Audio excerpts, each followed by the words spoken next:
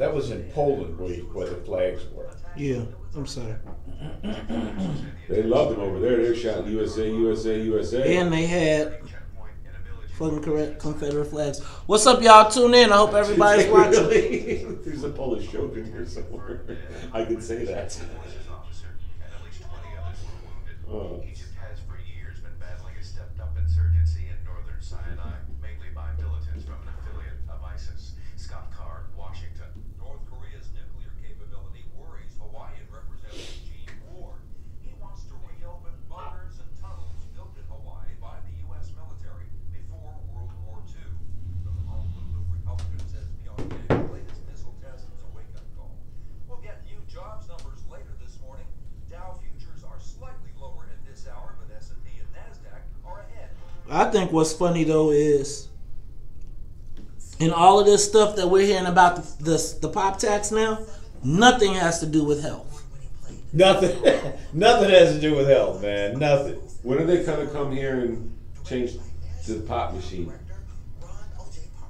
Did they already changed it? But they upped it to But they haven't 205. changed it back. Right.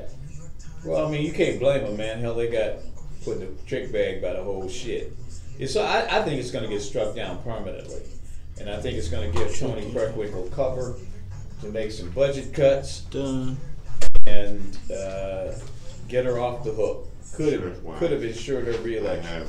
Radio. No problem. You know what to do. I know what to do with this. Yeah. Thanks for bringing this mic. Hold on a second. I got to talk to you before you leave. Just 1 second. I'll come get you. Just take a second. All right. All right, y'all. We are live. We are getting it cracking. Let's get it going. It is your man, Mace Jackson. Got my homeboy, Charles Thomas, in the building. And we are ready to do our thing. Let's get it cracking. Next to you. I want to get next to... What up, DS? Yeah, no. Hell no. Some preachers ain't shit. We'll let Charles entertain you all until it's time to start.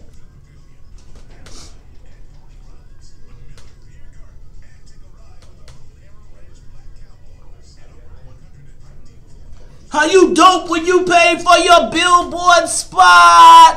What up, DS? Good morning. Hey, y'all, get up, wake up, share the broadcast. Wake up, everybody. Hell to the no. No. Hell no. Yeah, I feel like when them commercials come on, I feel like back in the day. No, my brother, you got to get your own.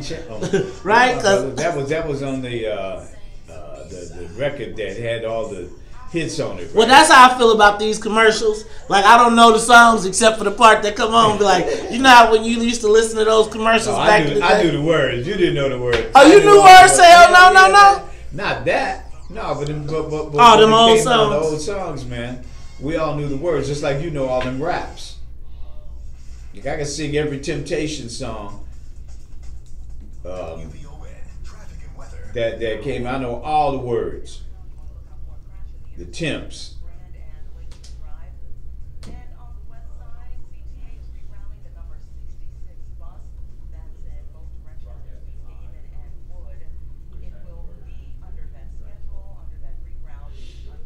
Man, I swear, Man, I think I'm a Facebook man on your thing, man. I like to do I like the Facebook. I like the Facebook chat. because of the chat and you can see the comments.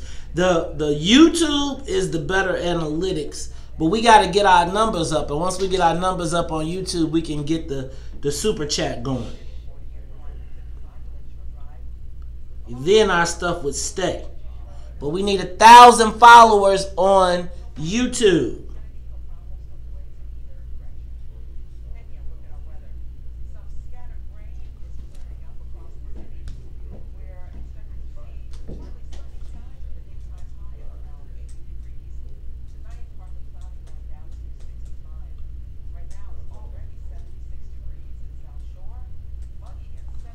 I promise I wish we could get some good internet. Hey, Adrian, who's on the show today? Mark Brown from the Chicago Sun-Times will give us a report from what was going on down in Springfield And WVON, I promise y'all gotta do something about this internet. Jesus Christ. Good morning, Brian House. Good morning, Dan. What's up, everybody?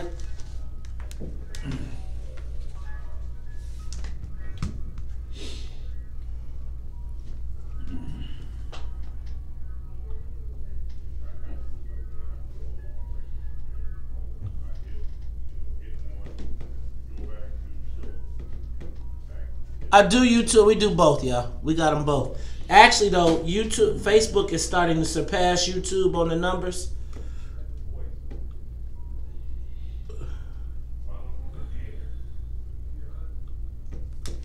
Wake up, everybody. No more sleeping in bed.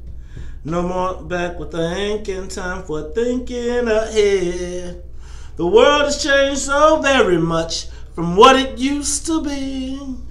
There's so much hatred.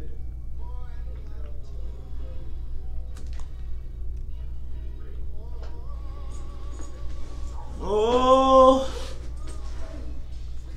Time to be good, time to teach you your bed.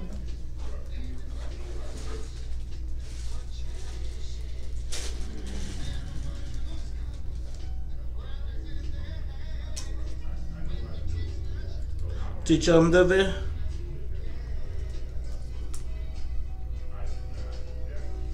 The world won't get me.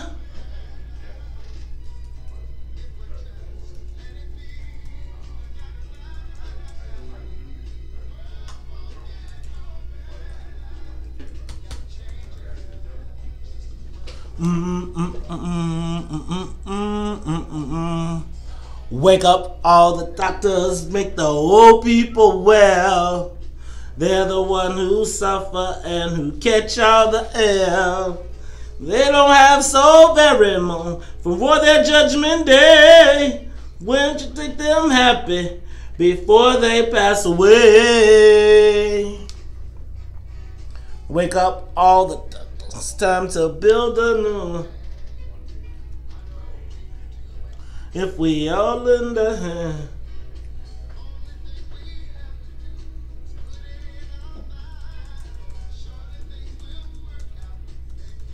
Every time.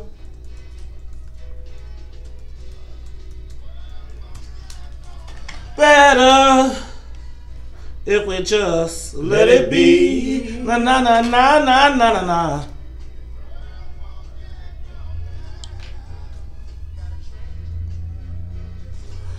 Good morning, Chicago. Good morning, world. This is the WVON Morning Show. I'm your host, Maze Jackson. Got my main man, Charles Thomas, in the building. Charles, how you feeling this Friday morning? Man, I didn't sleep very well last night, and I don't understand Was why. you out sipping on that wine again? No, because I was supposed to sleep well because they passed a budget. They overrode the governor, so Illinois has a budget. He's free now! He's free, and I was supposed to be sleeping peacefully, but man, I was tossing and turning, couldn't sleep, man. I don't know why. What do you think? Charles, it could be that even though we passed the budget, Charles, they're still saying it might be short. I told you yesterday you were clairvoyant, buddy. I don't know, man. I mean, there may have been some people on Wall Street that echoed what I said about this maybe not being enough, but I don't know, man. I see the politicians running around like having parades and woo, they're taking a victory lap, man. Victory lap, man, and saying, everything is cool in Illinois. Everything is back to normal. unless you owe 15 billion. Do how you do the B thing. 15 billion. Billion. $15 billion still backlog. Boy, I sure would hate to be a person that needs to get paid. But Charles, we're gonna talk about that a little bit later. Yeah. But you know what? We got a great show today. So Charles, I don't know if I'm gonna tell you. I need to just share this with you. One of my favorite news stations is Channel 7. It always was. I grew up with Channel 7 because of people like Faye Flynn and Bob Petty and stuff like that. Charles Thomas. Hold on, brother. You got to let me work my way up. Come on, and man. then my main Charles. But then when they were like political reporter, and next up from Springfield, political reporter And whoever this dude is, hey man, I'm just telling you, Charles. You know, I used to look forward to you being like, and now I'm Charles. I mean, you know, you excited to see your brother on the news, and now it's like, hi. Yeah, my wife. I'm reporting from channel. I'm reporting from Springfield. He don't even get no interviews, man. My wife said the same thing. You know, she sits there. Who is that dude? Dude, they emasculate the position, man. I figured that she's, you know, a little prejudiced. Nah, brother. Nah. But you know what? I'm gonna tell you something. Since I've been away from there 4 months, you know, I started sampling all the other stations and looking at all of them. And you know what? I came back to Channel 7 anyway. I mean, Channel 7 is just number one, man. You know, even with all these new people they have, I'm still back. Charles, you got to get us that brother in here, man. Get that brother Will Jones in here. Yeah, we got man, to touch him. We got, you know, because I'm gonna tell you, it's a thing about strong black men, and you know, we got to get these brothers in the fold before they take them outside the fold, man. And you know, ain't a lot of real. You know, I know you can't talk about it. Well, they got my brother out there chasing, you know, Pookie and Ray Ray.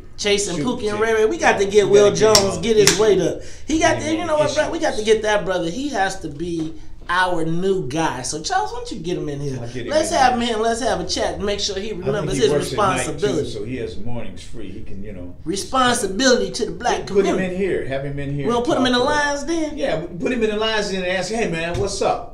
You know, just really get him straight. I mean, he's a good young guy. I mean, I know his family. He's pretty straight up and down too, huh? Yeah. Sorry, I'm gonna stop. Watch that. Please. Hey, Charles, you don't go there. I do. You don't do that. Man, I do that. Stop. I think that's gonna be Lori Lightfoot's challenge too. Trying to run. All right, ladies and gentlemen, this is the WVON Morning Show. Charles know who not to talk about. We don't get in no trouble.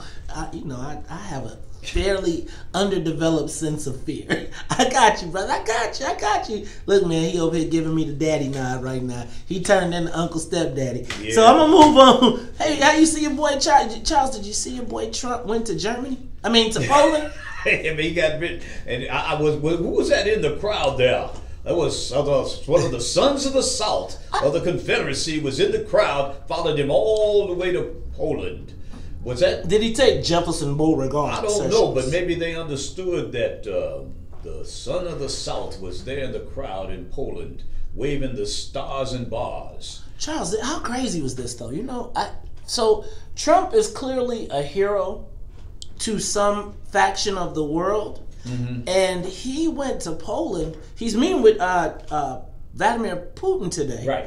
But he was over on a European tour, man, and these people were waving flags. They had Confederate flags. That was one Confederate flag that I saw in the shot. It still ain't. But that's enough. How did it get over to... Did they pack it? He went to the White House. Did the White House pack it and say, here, hold this? I didn't know they could just go local and do a Nazi flag. You know, well, see, you can't do Nazi just yet. You got to ease into it. And that's something like a Nazi flag is outlawed in Germany, but a Confederate flag you can still buy and have one in the United States. Jay-Z has a song about it. It's called Still a Negro. Yeah. It's like no matter where we go, you know what? No, aren't even black people in Europe like that for them to be waving a Confederate flag? Maybe not in Poland, but I know in France and Great Britain and even Germany. You know, ain't that the places where black folks ran to to get away from the oppression in the United States? Well, France, a lot of black people went to France to get away from it, but now understand there's a. I'm sorry about that. Welcome to live radio. Sorry about that, guys, but you know I'm having my. Charles is a little, senior moment. Yeah, senior moment. No, I forgot this is radio, and I'm right up on this. And you straight up on the mic, and I'm having breakfast at the same time. Well, you shared your breakfast with the rest of the audience. It was good. It was a belch, not anything else. Ladies and gentlemen, you are tuned into the Talk Chicago 1690 AM. This is the WVON Morning Show. Want to say shout out to our news anchor Annette Flournoy, and it looks like our pitcher is back in the batting cage. DJ Pat exclusive made it on time today. We'll talk about that and much more. We've got the social media question of the day coming up. After these messages, we'll be right back. What's up, y'all? How y'all feeling this morning? All right, I'm getting out of my I'm getting into my groove. How is everybody who's there watching us? Shout out to all the people on YouTube. I need everybody on YouTube to subscribe. We need 1,000 subscribers to get to our power texting so we can be able to see our comments. What's up? 1990s Saturday morning cartoons, man. What? After these messages, we'll be right back. That's back. what that's from. Yeah. I know that. Channel 7, man. Hey, man. What happened to Saturday morning cartoons? No, they're weird, like Japanese cartoons. Right, like what happened to like? Do you remember waking up on this, bro? Oh, yeah, Saturday morning, you woke up to watch cartoons. Man, I turned on by 10 o'clock. Like you didn't leave until like 11 o'clock because you was watching everything, and you went from all the channels. Check it out, man. You had Fat Albert. Remember the Globetrotters used to come on, the Muhammad Ali cartoon. Boy, I used to be like black. I used to watch Scrappy, man, and Scrappy Doo and Scooby Doo. No, that was Scrappy was a little kid, man. And then they used to have like who's that? Exit Stage Left. Exit Stage. Snagglepuss. And then I hate those Mises to Pieces. Sure. Who's that guy? That was Jinxie. Jinxie and Pixie. Ricochet Rabbit. Yeah. But hey, did you all remember Quick Draw McGraw? Senor Quick Draw. Hey man, let me ask a question. Speedy Gonzalez. Is that what he asked? How much racism was in the cartoons? So this is a topic for another day on the radio. Man, they messed it up, man. It's kids now, they want to like shoot people. No, now they want to show you, elephants at the zoo, or you have, Well, now it's all Byron Allen programming after. It's all Byron Allen programming after 9 o'clock. Man, Pixie and Dixie and Jinxie. I remember Archie. Back in memory when you I can ask a question. Hey, man, remember what was it? Huckleberry Hound. Huckleberry Hound. Remember, you know what? Y'all want to see my? Okay, I'm gonna do my impression. What? I'm gonna do an aldermanic impression. Watch my aldermanic impression. I bet he watching too. Hey, Charles, guess who this is? This is my aldermanic impression. I'm gonna do an aldermanic impression. I know you watching too. Hey, y'all. I am so happy. This could be the best day of my life. Yeah, I mean, I am so excited. Can't you tell by my face? This could be the best thing that ever happened to me. Let me get 27th Ward. Oh, you guessed my impression of Alderman Burnett. Woo! Now y'all know that's Tamika. I know, but he just be like, I swear to God, you be like, Alderman, this is the greatest thing ever. He be like, Maze. Can we knock this out real quick? Maze, I know. All right, social media question of the day. Come on. On 3, 2.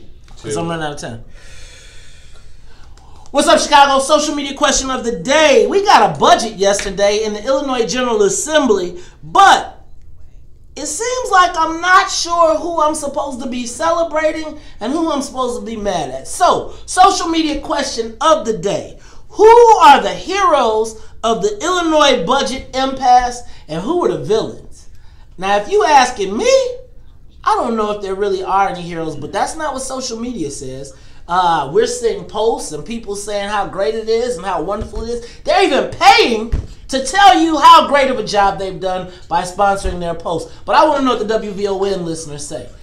Who were the heroes of the budget impasse? Who were the villains? Give us a call, post to Facebook, 773-591-1690, post or tweet. I'm out of here. I got to go back to work, y'all. Peace. La la la la la.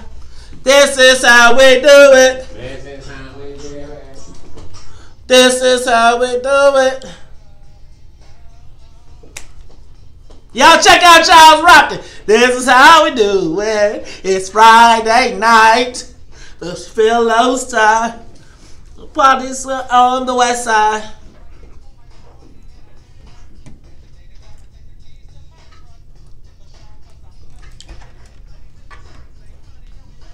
You are tuned in to the Talk Chicago 1690 AM. I am your host, Maze Jackson. Got my main man, Charles Thomas, in the building. Now, I'm going to tell you all. If you want to see us live, then first thing you got to do is go to the Taste of WVON next Saturday. That's right, next Saturday at Lorraine Dixon Park on 87th Street. We are shutting 87th Street down. I want every WVON listener, you know what? I want the traffic reports to say, do not get off on 87th, go to 95th, get off at 83rd, because 87th Street is going to be packed next Saturday. Charles, you got your barbecue grill ready? No, I'm gonna be. You bringing tips? I'm gonna be tasted. You're gonna be tasting all the other stuff. Charles, the food is out the there. Taste of WVON. Why would I bring a grill out there? You know what that is, right? Because we got all the food all vendors. The vendors are gonna be there, man. Let's help them make some money, Charles. Can we, Charles?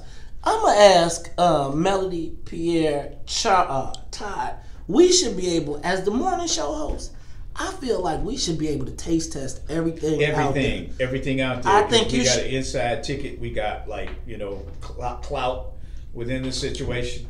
Hey man, I'm telling you. So let me just let the WVON listeners. I want to know who the best food is going to be out there. I'm gonna try that. We're gonna have the "What's in It for the Black People" T-shirts out there for sale as well. Vendors, everything, and then y'all gonna get to check out Charles Thomas. I think we are gonna have to have us a yoga session. And we're gonna have to get the yoga to the main stage, and we're gonna figure out how we get Charles Thomas to let you see him do the yoga. I've never done the yoga before. Charles, stop. Charles, I saw you walking down Jackson the other day, humming with your I've hummed the song. I thought you had on some yoga pants, man. You play it. Yoga pants. Yoga pants, man. That's a good topic one day. Hey, man. Yoga pants is God's gift to black men. Thank you. Whoever invented yoga pants should get a Nobel Prize. Okay, we're going to get off this subject because Okay, I'm a serious, happily man. married man, but I am going too. to go buy my wife another pair of yoga pants because, Jesus, Lord have mercy. All right. You know what, though, Charles, let's get back on time. Please. Now, I'm going to say this. It is Friday, so I want to have a little good time. I'm excited for the weekend. But, Charles, yesterday, Illinois passed a budget. They overrode the governor, and so the budget is now in place. It is the law of the land. So, and then our producer just came in here and he was telling me he saw all these videos in his news feed.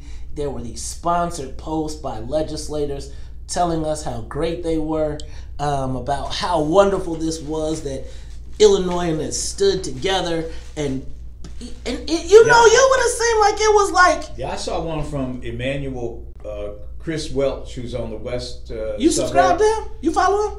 No, but I got it on my Facebook page, and I saw he had a lot of followers, man. No, he did not. Why? What do you mean? It's not. So there's a difference, Charles. You see now? Have you been to class? You should go to digital No, vision. tell me what? The difference is between organic views, which is what we get, right, and paid views. So he paid for people to. They're paying now. So here's the thing: the party still has not made the shift from the old world, so they think in a mail and all of that, but the new legislators recognize that where it is on Facebook. And so there's this new effort to promote themselves through Facebook. So they buy the views. Right. So you look at, so I just want to make sure, like, when people look at these numbers and these videos, if you see sponsored at the top, then that doesn't mean that that's organic and that people are like, oh, we're interested in what you're saying. What it is they're paying to force you to listen to their commercials. So that's like doing a commercial. But the thing, going back to the root of this, what happened yesterday is that people in Illinois are going to they passed this budget that increased taxes and cut services. So what's happening in Illinois is that people are going to pay more to get less. Whoa. But they're celebrating that. But they're celebrating that. That's the most incredible thing. This is a tragic, sad day. We're going to pay more, 32% more. No one cares about that. You didn't watch Chicago But we're tonight? going to get less. They're going to cut everything across the board 5% and cut the colleges and universities by 10%. So we're going to pay more to get less. What if I told you that you're a marketing guy and your store was suddenly going to charge you more to give you less? Well, would you continue to go to that store, or would you? Yeah, that's what they get do out of for black Dodge? people. You know they raised the price for black folks and charge you. You But ain't this never ain't been happening just to black folks. You been This up is and down happening this street? This is happening to everybody in the state of Illinois, all 12 million people, the ones that are left here. And I got to believe that given that dynamic, a lot more people are going to leave the state in the next 6 months to a year, which is going to mean fewer people to pay the higher tax rate, which could leave this state in deficit again by as soon as January. Can you And there's an believe that? election coming And up. there's an in election January. coming up. Now, what are they going to do then? Raise taxes again? Oh no, they gonna Cut tell more us. services. No, they gonna Or pass. borrow more money. No, they gonna pass it on, and then they gonna tell us, and then they gonna say we're passing a moratorium, so we will not raise your taxes until after we get reelected again. But Charles, so this is what we social media question of the day. WVON listeners, go to Facebook, call us, but we want to know who are the heroes of the budget impasse. And who were the villains? Give us a call, 773-591-1690 AM. Hey, Charles, so who was your hero? Who are the heroes? Who are the heroes? Yep. Man, as I said earlier, I mean, anybody who's going to raise your taxes and give you less services for them, I got to think that there's no heroes in this. At least those who supported this. I mean, they got to feel pretty bad. Maybe it's the only thing they could do at this point to avoid this so-called junk bond rating and to get some money flowing towards social services. Maybe it's all they could do. But this crisis is far, far, far from over. I mean, they don't have enough money to pay the bill backlog. They got $15 billion that they owe people. Charles. And this budget doesn't address that. You know what, Charles? I think some people are confused. Do you know yesterday, no sooner than the budget passed or was overridden, I got fundraising emails from legislators. Which ones?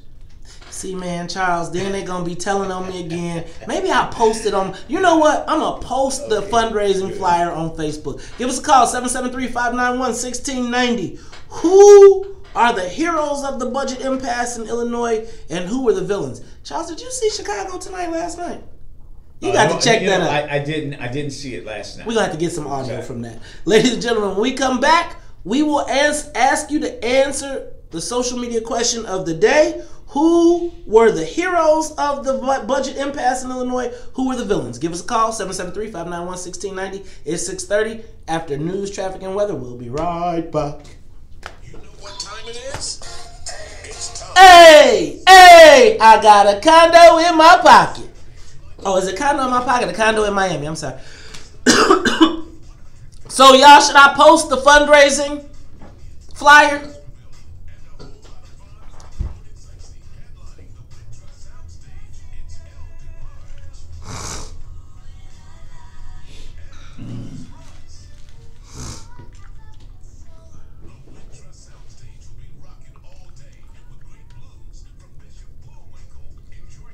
Hey, y'all, on YouTube, I'm blocking all the lamos.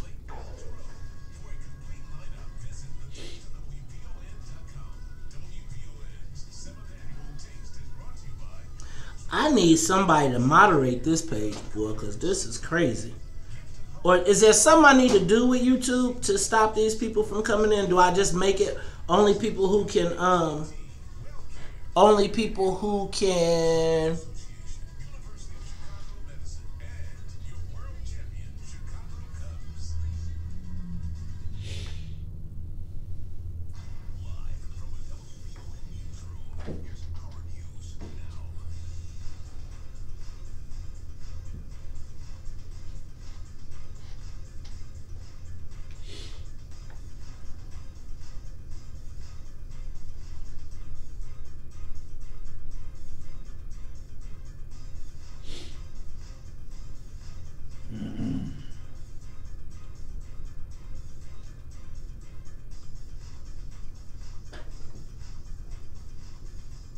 what are y'all doing?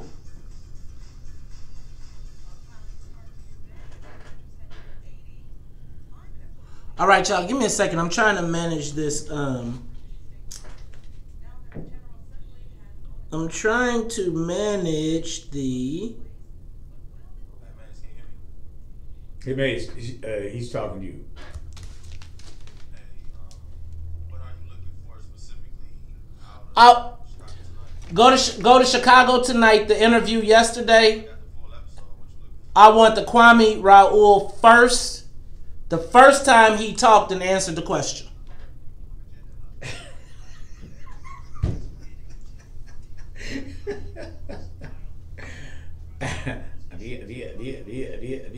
What's up, folks? That's all, folks.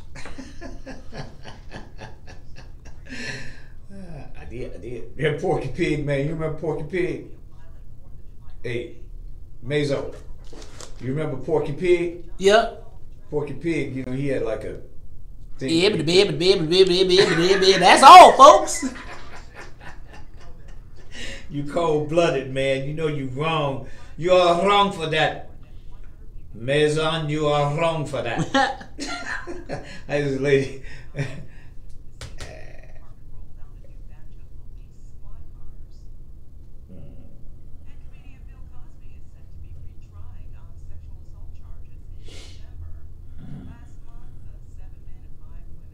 We have been bought, sold, and bought.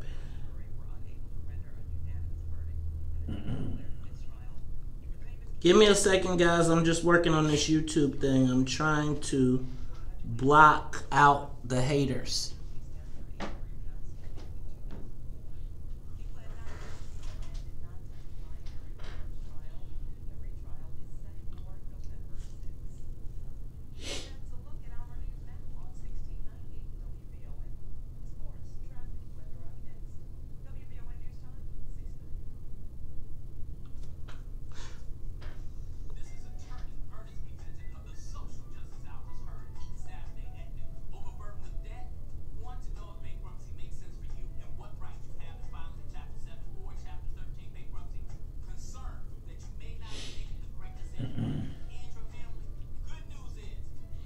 Man, I tell you one thing though, man, is that this race, this governor's race, now that, you know, Madigan has sort of like consolidated this whole, man, stakes are really high because of this redistricting thing. Man, if Madigan's able to win the race, he got this bad boy. That's when you gotta pack your shit then. You gotta pack your stuff then. If you can make a move, this place gonna look like Mosul, man. Hey man, but my thing is they gonna crash this whole place. They gonna take it. They gonna rape, rob, and pillage and take everything. Hold on, Charles. I gotta get to this. I gotta deal with these fucking crazy people. What are they on the? Yeah, we got all these freaking trolls, and what are they doing? They're calling people niggas and really? Yes. And It's probably people from the Democratic Party, man. I'm thinking maybe I will. Madigan's 73, I think. 73 or 74, I don't know. I think maybe 74 this year. And Madigan might live to be 100. He's one of them real skinny dudes, you know, eats an apple every day. Cats like that live a long time. He doesn't drink. Madigan is, say you can't cracker-proof YouTube. The Kang said you can't cracker-proof. So Kang, can I make you, let me ask Brother Kang, can I make him a moderator? Can I make some moderators so my YouTube team can be taking these people out while I'm running? He got the clip. Huh? He got the clip. He has the clip. Let me hear it. Are we back?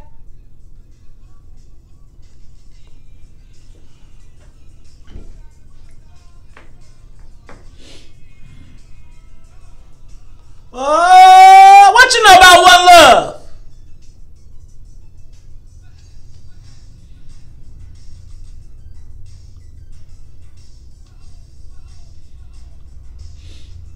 I don't know, man. DJ Paddock. And the E, and the E, and the E, and the E.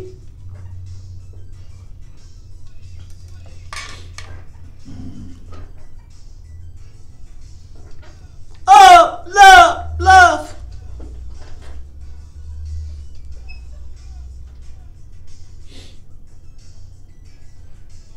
Well, I do, Linda.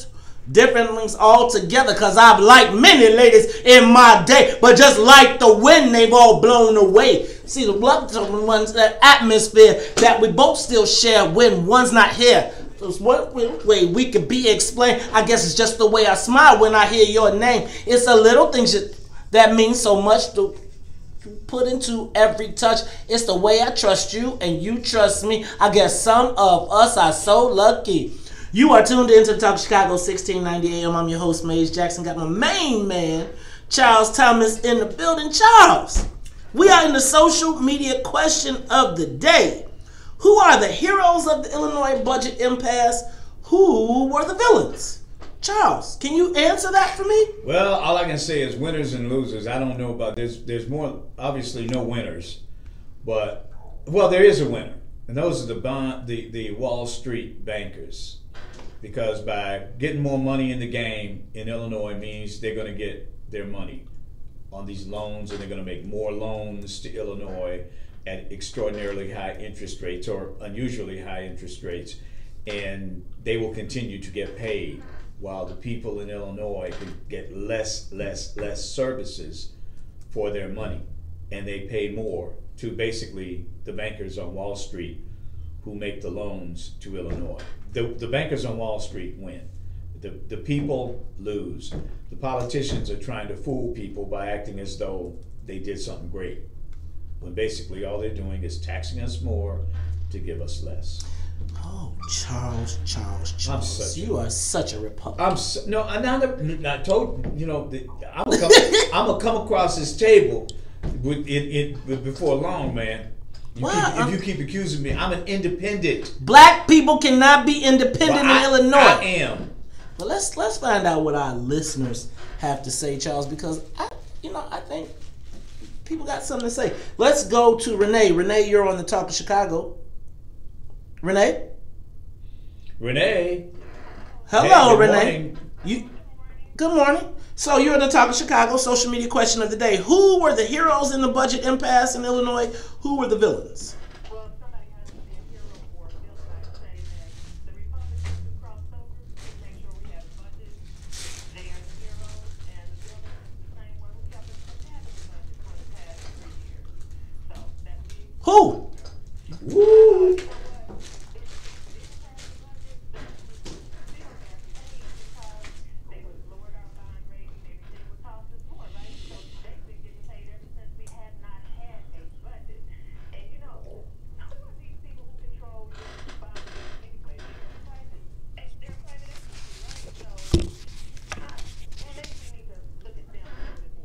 So if we didn't have a budget, not going to be able to and we've been losing services. If we didn't have this budget, the schools would close. So it's like a catch-22. We had to do something this time, or we would continue to be a laughing stock of this country, and I'm tired of being looked at in that way. Well, you still are the laughing stock of the country if you live in Illinois. I mean, that's nothing solved at this point. We're still the laughing stock. That hasn't changed. Well, it's funny to me because I'm not sure if anybody is a hero. See, Charles, I feel like this could have been done 2 years ago. So think about this. There were Democrats who did not. Democrats could have done this a long time ago, but they chose to let us all suffer because they needed to have Republicans on the bill. But the fact of the matter is, Charles, it seems to me that we had a supermajority, and this same 71 votes have been there. But how about this? There were Democrats who did not vote for this budget. Not because they didn't believe in it, but because they're trying to get reelected. And Madigan gave them a pass and used the Republican votes to replace the Democratic votes that Democrats he wanted to protect. Sounds complicated, but that's exactly what happened. And keep in mind too, the budget passed by 71 votes, the override? That's all they needed. They only do what they need. And they don't let you vote for something if it's going to endanger you. So they only use the votes they need. They do a roll call. So they were willing to let black folks suffer. They were willing to let Illinois suffer, even though they had the power to fix it on their own. What is the purpose of a supermajority if you can't fix the power? Why do we give the guy a supermajority if he's not going to use the supermajority to help the people he's elected to help? Well, because they do it to help themselves politically, to make sure they maintain a majority in the chamber. But what's the purpose of the majority if we can't use it? But see, he uses it. Who is he? Madigan, for power, because that means he's going to be a reelected speaker. The one thing he never wants to have happen again is what happened in the mid-1990s, when for 2 years the Republicans took control of the House. That is something he has vowed that will never happen again. He will do everything he can to maintain control of that chamber. And the people. What about the people? Well, that's secondary. Well, let's go to the live line. Steve, you're on the Talk Chicago 1690. What you got? Good morning. We're a little nervous, Steve. How about you?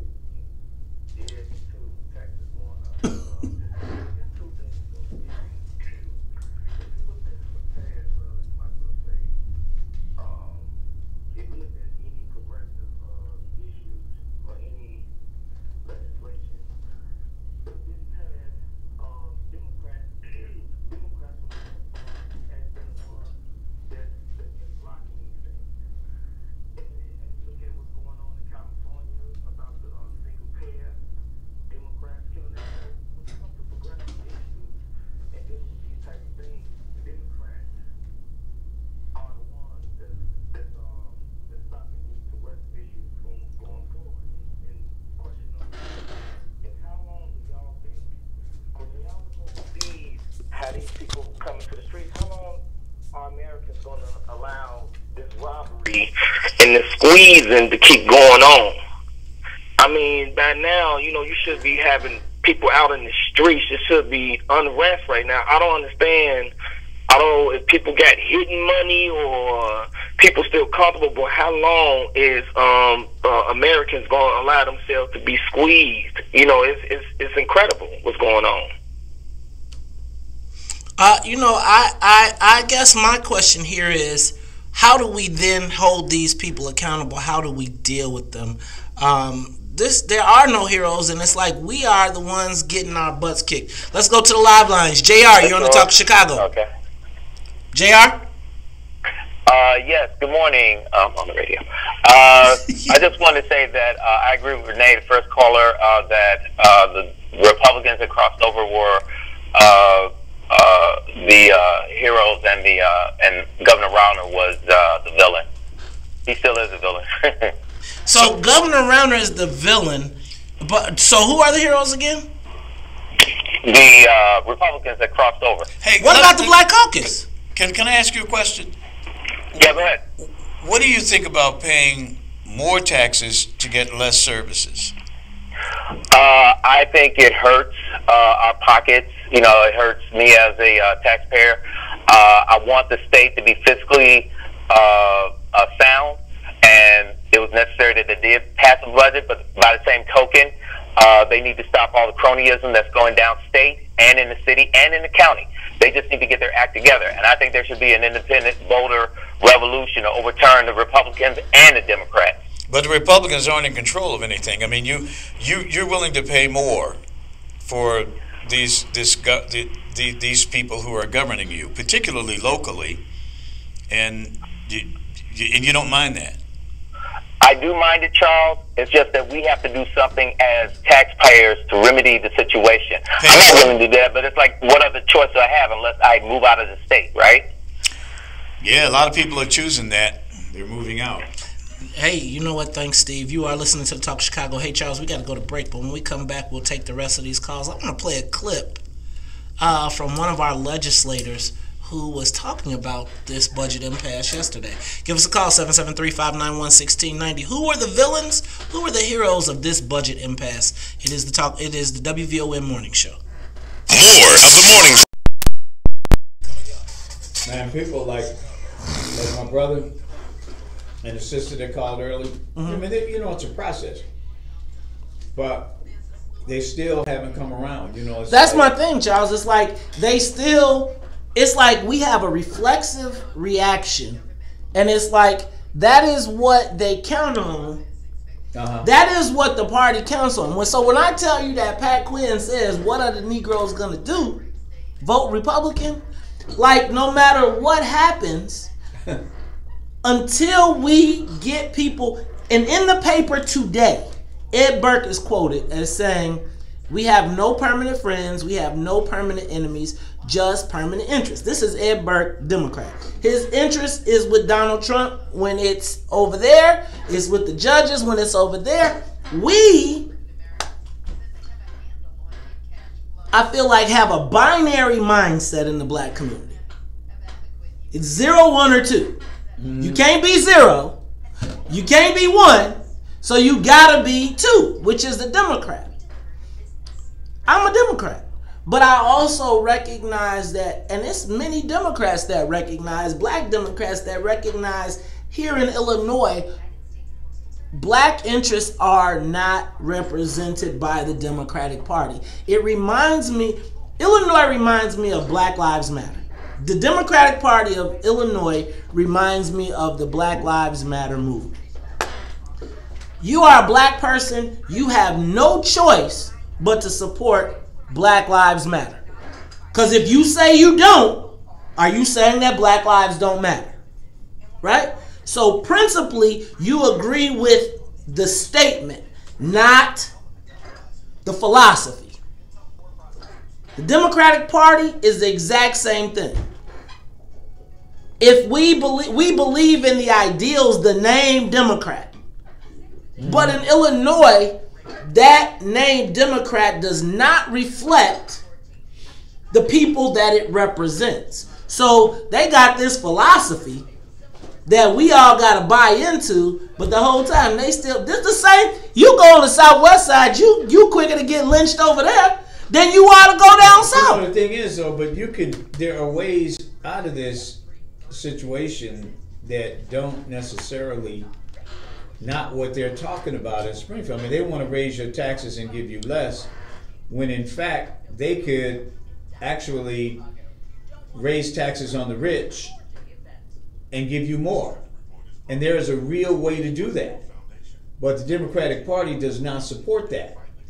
And we won't deal with the fact that we're going to continue to give them more money to get less when we could pay them less and get more by simply making them do a constitutional amendment to change the tax system in Illinois. We should insist on that. Hold on one second, Charles. So, Linda McGill, Linda and KM, both of you all are moderators on the YouTube live video. So anytime you see a troll, just hit those 3 buttons on the side and delete them. Don't even worry about them. Just get rid of them. And then I'll spend some time figuring out their home addresses when we get through, since they want to be tough.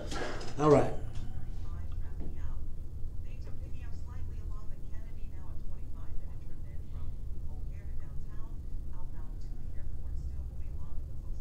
Have you all taken a moment to share the broadcast? Please take a moment, share the broadcast. This whole pension thing's the other piece. Hey, I ain't getting no pension. I mean, you know, I'm not taking your job, and I'm not going to take anything away that you've already earned. But clearly, Illinois cannot afford to do this anymore. So stop it. But the party's getting the money from the unions, so they keep doing it. But we keep voting them. We keep supporting this kind of stuff. And, you know, when we do that,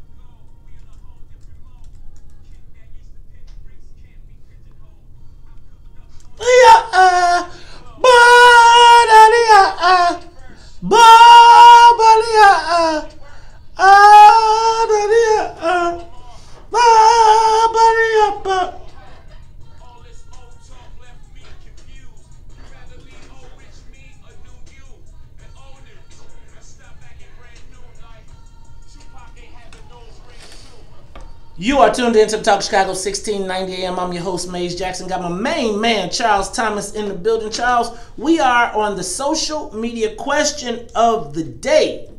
Who were the heroes and who were the villains of the Illinois budget impasse? You know, on our side of town, we like to say that we automatically blame the Republicans, and so the governor, in most people's cases, is the villain. Right? Would you agree? Well, because I think we're into groupthink, and we have been for the last 60 years, since the mid-60s, because the Democrats supported civil rights. And why not? I mean, you got to support that. And then Jesse said he was going to have them Negroes voting. Jesse Jackson ran as a Democrat. I mean, here was a civil rights leader who ran as a Democrat in the mid-'80s, and we just basically made the turn. And we've been Democrats, and you know, loyal Democrats, even though the Democratic Party has not been delivering. You just look at the statistics and look at the numbers, particularly as they apply to unemployment. The Democratic Party hasn't delivered. And America has changed, but we have not. Who is the we you're talking about? Black folks. Black folks seem like we damned if we do and we are damned if we don't. Hey, you know, Charles, yesterday I was watching Chicago Tonight. When I was listening to our legislators, and so I was trying to get the clip from our legislators who were talking about this incident yesterday. Pat, you got that clip? Republican governors before successfully, and we've never in the history of Illinois had a period of time in a time of divided government where we've gone this length of time. So the one factor that is different is Governor Rauner. And listen, this package, 4.95, what they're characterizing as 32% tax increase, guess who suggested it? Governor Rauner. That is his figure. But he also wanted this only to be temporary, not a permanent increase. That's fine. We've gone through that experiment before, and guess where that has left us? It's left us with a $15 billion deficit. Before we had we had a 5% tax rate. What that allowed us to do is pay down our deficit. It allowed us to pay down our deficit. When that expired, our deficit grew to $15 billion, where it is today. That's not a place of stability. Dan McConkey, what do you predict is happening? Ladies and gentlemen, that was State Senator Kwame Raoul suggesting that we do need to have a permanent. You know, but it was one thing that had me shaking my head when he was saying it. He said that Speaker Madigan had negotiated with prior Republican governors these budgets. And this is the problem that we have today, that he negotiated these deals that didn't work and drove us into the ditch. That was the problem. And now this governor is saying, no more deals like that, and suddenly this governor is the problem when this problem was created 20, 30 years ago. Come on, everybody's got to agree with that. This is not something that happened in just the last 2 years. Charles, you don't remember my story about the other day? You don't remember my story about the other day? What story? You tell a lot of stories. Okay, well, I tell a lot of stories because I got a lot of them. I was at the table with some very, very powerful black people. I'm talking about powerful. Mm-hmm. I said the magic word, Madigan, and the table cleared. I'm telling you. You don't talk about boss. Hey, man, I'm telling you. No trouble. And look, they was all looking. They was looking at each other like, who gonna be the one that's gonna tell? So it was. I'm telling you, Charles. I think that as citizens of the state of Illinois, there is fundamentally nothing that we can do.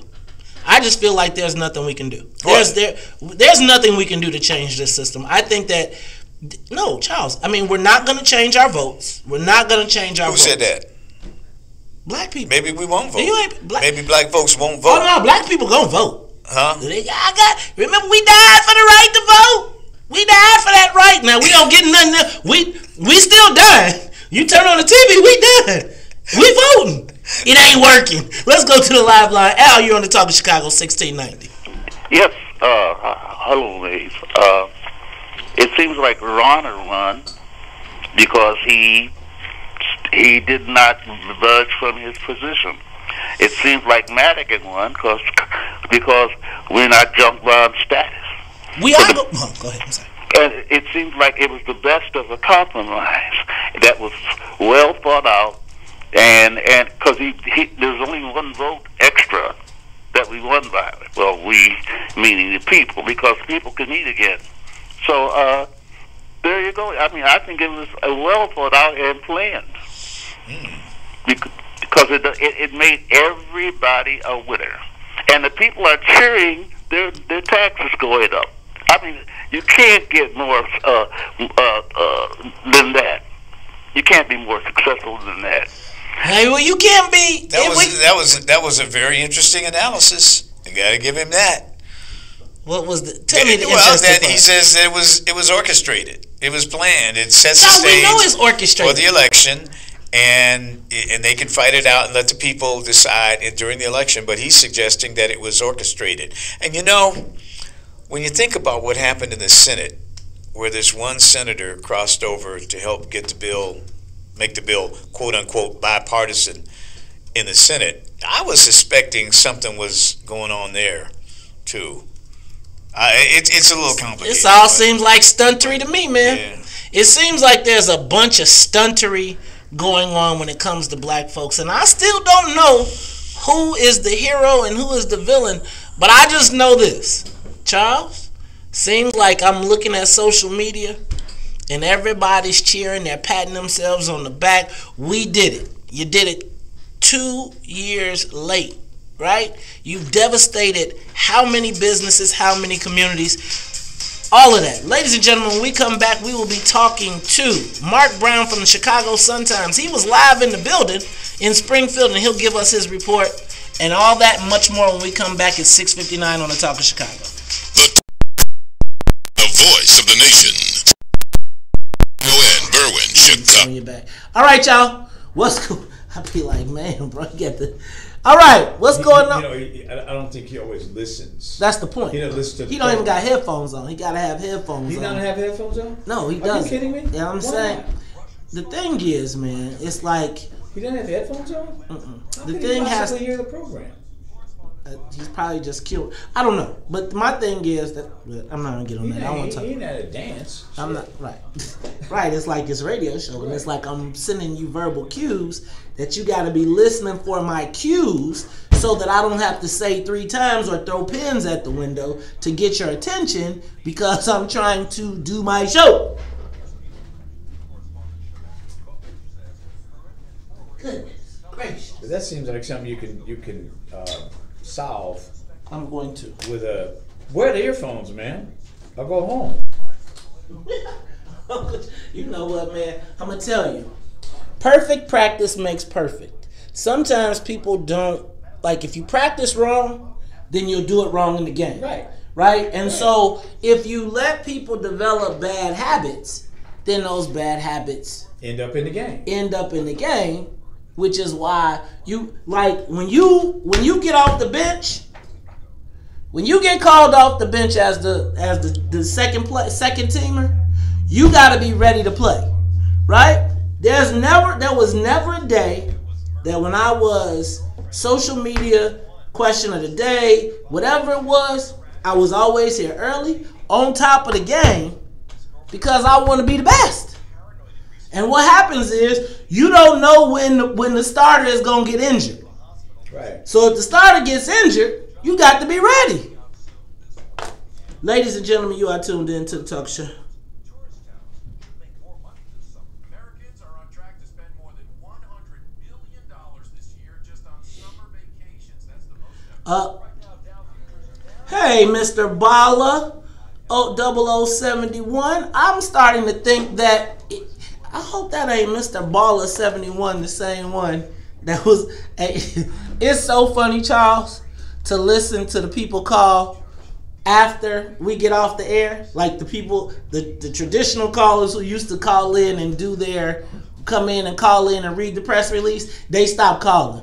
Then as soon, oh my God, then you listen to the other shows, you're like, hi, this is, I want to commend the state representatives and I want to commend blah, blah, blah. Nigga, because you on the payroll. That's why I asked my question yesterday. How are you hired by an alderman to manage the activists, but you leading the activist movement? Boy, they got y'all so hoodwinked and bamboozled out here It's so funny. But Yeah, it's that's okay. true. It's alright though. Cause this is gonna be a year of reckoning.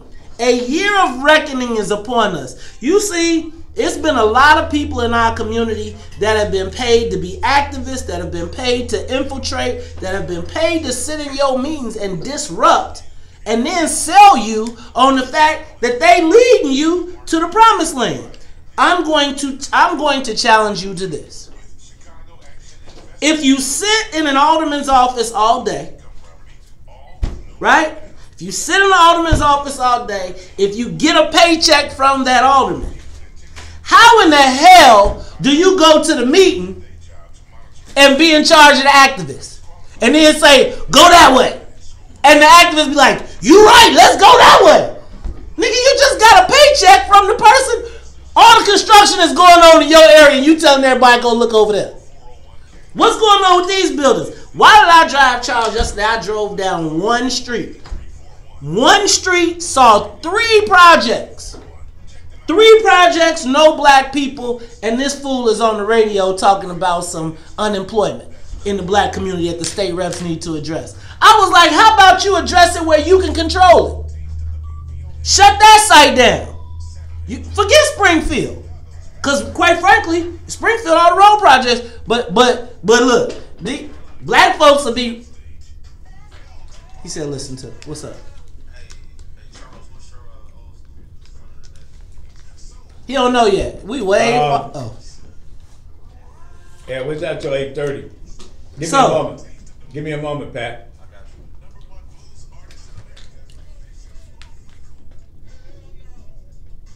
Thank you, KM. KM, so just so you know, you have moderator privileges as well as Linda McGill. So when we start seeing the trolls, then you can delete them, okay? Yes, Nate, I used it because I'm offline right now and I'm having a real moment because it pissed me off yesterday. I think, DS, the way we counter DS is to expose them, but it's okay because it doesn't come in exposure from the standpoint of, ooh, I'm about to go out and I'm gonna stand up and act a fool. It's just their actions will show.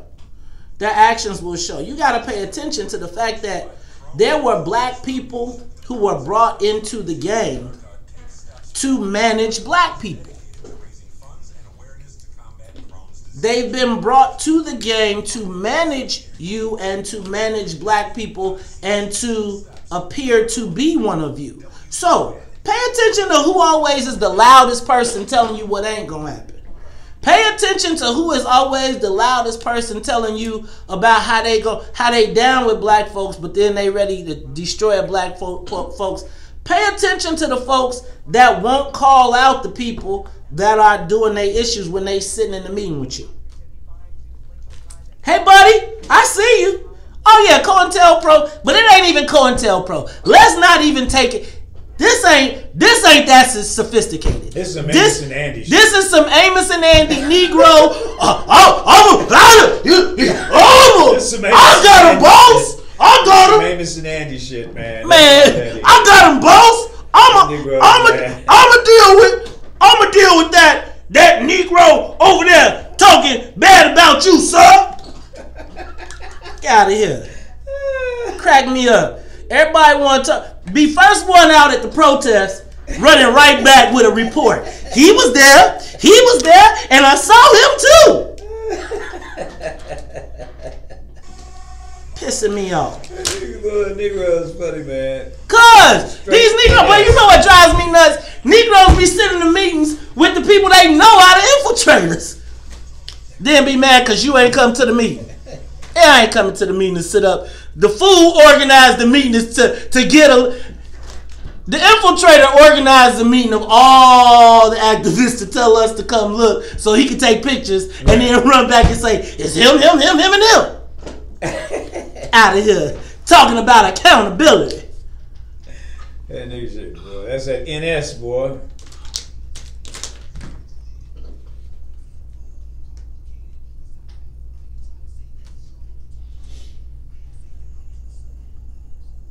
Cause I don't get a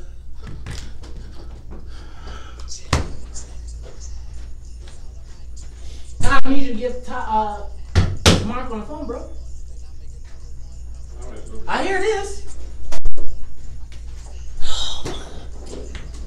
I'm now texted. I'm on the air. Can you just come take it? Sorry, what's that? Can you just come take it? Cause I'm on the air.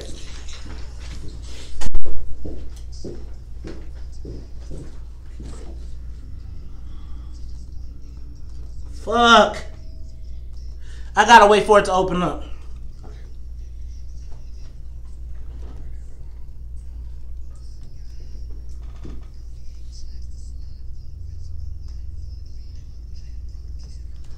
Fuck.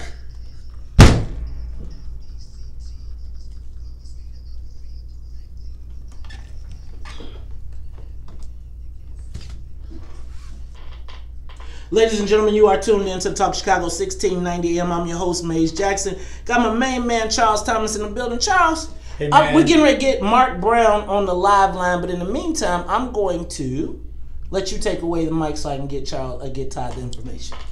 Oh, okay. I'm sitting here, you know, swinging to DJ Pat exclusive.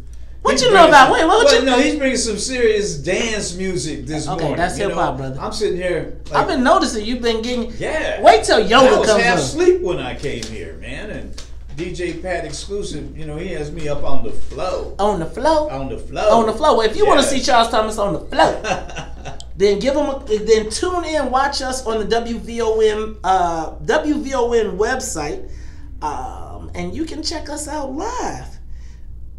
Charles, so we are back to the budget. I'm waiting on Mark Brown to get on the live line. Todd's calling him up now. But Charles, so you know, the thing about this budget, and I want to just bring this up, is why do you think that we were not able to get this done if 71 votes is what was required and there are 71 Democratic members in the House of Representatives? Well, there aren't now. They haven't been for the past year because they lost a lot of seats in 2016. Wait, how did they lose the seats, man? They spent $100 million last election cycle. Well, the Republicans spent more, maybe, and they took, I think it was 5 seats from Madigan.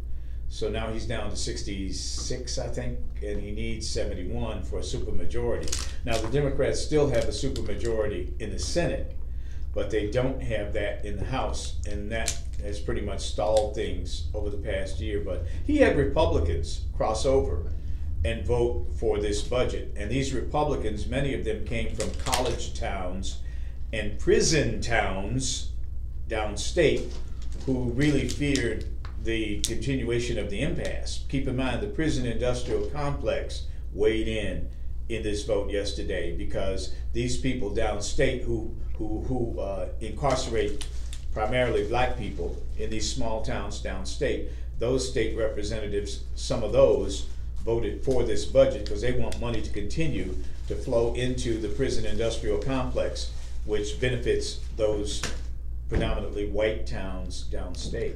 So they voted for it. Well, Charles, you know what? We have been doing quite a bit of speculation and talking and insight, but we were not able to be down there yesterday.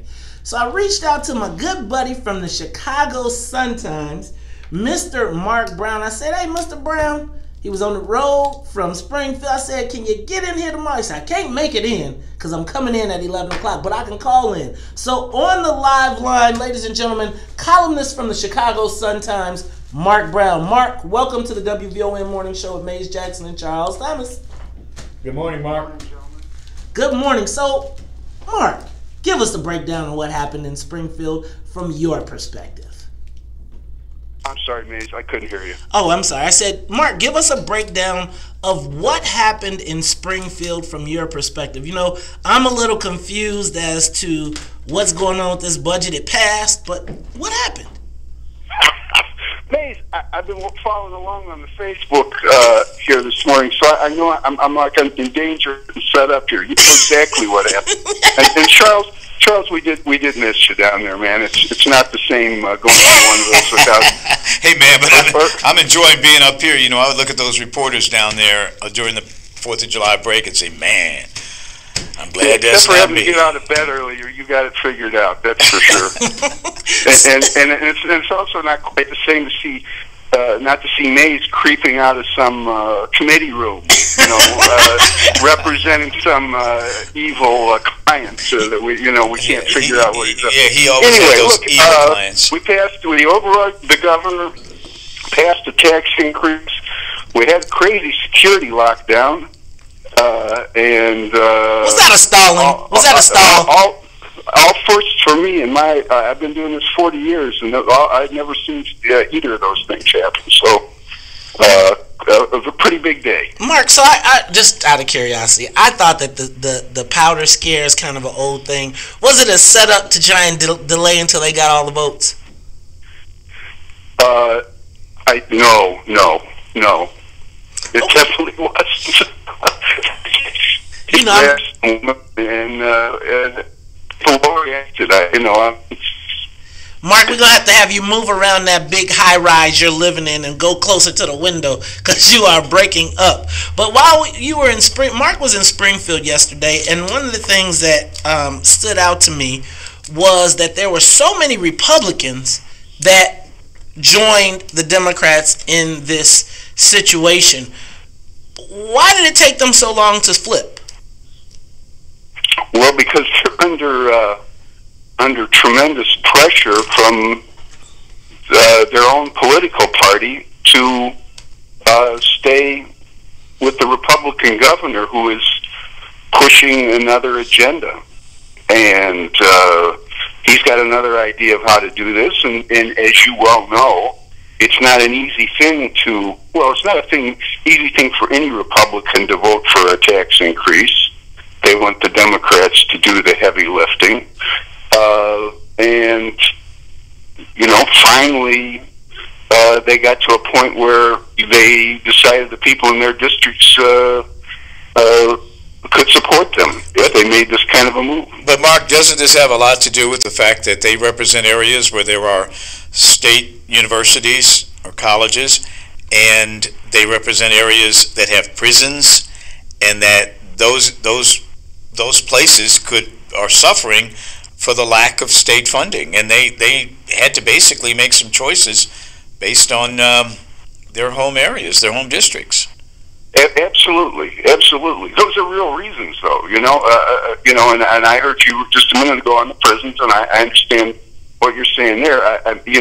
The universities, I would say, are a different category of that issue. But the towns that we have state universities in, we haven't been funding our universities for 2 years now, and these towns are like dying on the vine.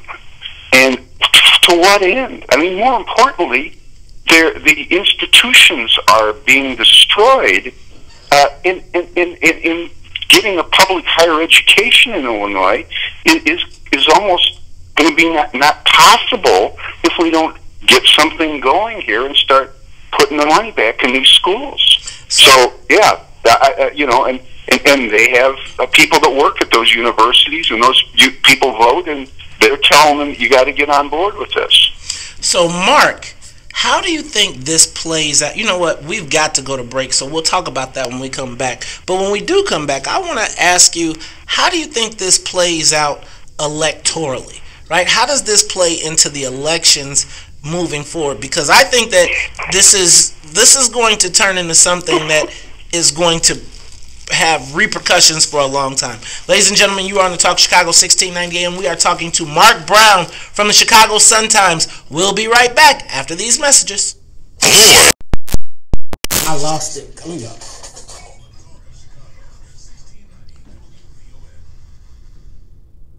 Uh-oh, is Mark Brown watching on the Facebook Live too? Pardon? Said Mark Brown must have been watching on the Facebook Live too. Yeah, he said he was watching, yeah.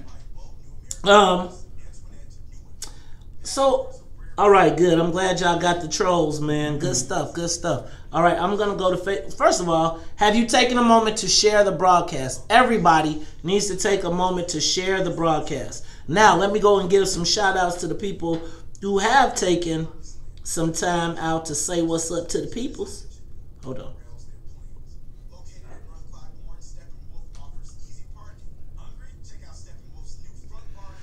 Nate Williams, James Washington, D.S. Sanders, I know my man Corey Mack is there. Tamiko Hope. So did we lose old boy? Who's that? I think we lost the operative on on YouTube Live. Which operative? The operative that said we sound like Ken Duncan Radio. That's your boy, the Cubs fan. Who's that? The Cubs fan. You know, Rod. He used to be Rod's boy, but then he flipped to Madigan. Rod. He used to be down with Rod, then he flipped. Now he on the other team. He's with Rod's arch nemesis now. The guy on the Cubs who was with the Cubs. You know, the guy that decided when he was in state government he was going to. He had a hustle. You know these codes. I'm trying not to put these people's names. And I'm not. Here, Charles, I'll write it for you. But since he out here trying to recruit people with the same last name to try and run against my wife, homie, you got some issues coming. Oh man, really? That fool, man, come on. I'm gonna tell you what I'm gonna do. Go watch the Cubs. The shoe shine, man. What'd you say? The shoe shine shoes. He shine shoes. He used to shine shoes. How did he become the highest ranking? That's how he met your boy. Shining shoes? Yeah, he shined his shoes one time, and they got. See how brothers come up. See what you got to do to come up. You can't stand up. You can't stand up to come up. That's a lifelong friendship. He goes. It ain't that lifelong. No, but it goes way back. It used to. He flipped. I mean, think about. Now he flipped and went to the boss. To the boss. Oh, okay. Could you imagine his boy being like? Can you imagine? Your boy sitting there with his gray hair reading his paper and looking at the paper and see his main... Probably, but money talks, bullshit walks. And when he needed somebody to take out in the 3rd Ward, basically in that particular part of the city, I volunteer, boss. I know, but he's on the ground and you are like, I don't know, but he's on the ground. He has a hell of a reputation for that part of the city. I mean, you could work other parts, but that part, that what Stateway is and all that, he's golden down there. It's not that no more. It was but it was reputation. I'm sure the boss just got him for reputation because he knew that area. Got it. That's in the core of what Ken needed to do, but you know. Well, I see your point, though, pal. Right. But you now think that's who that is? Oh, I know who it is, Charles. Let me just tell you.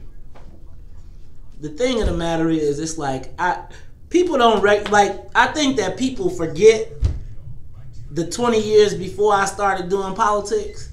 They forget that they used to send me emails. They forget that they used to be, bro, I got you. Just make sure. I can't believe me that you love me. What you know about Jeff Red? Oh, it seems. Y'all missing some great music.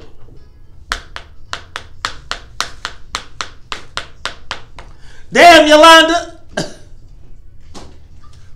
I got plenty receipts. Misleading our activist community. Sending them off. Oh, my love.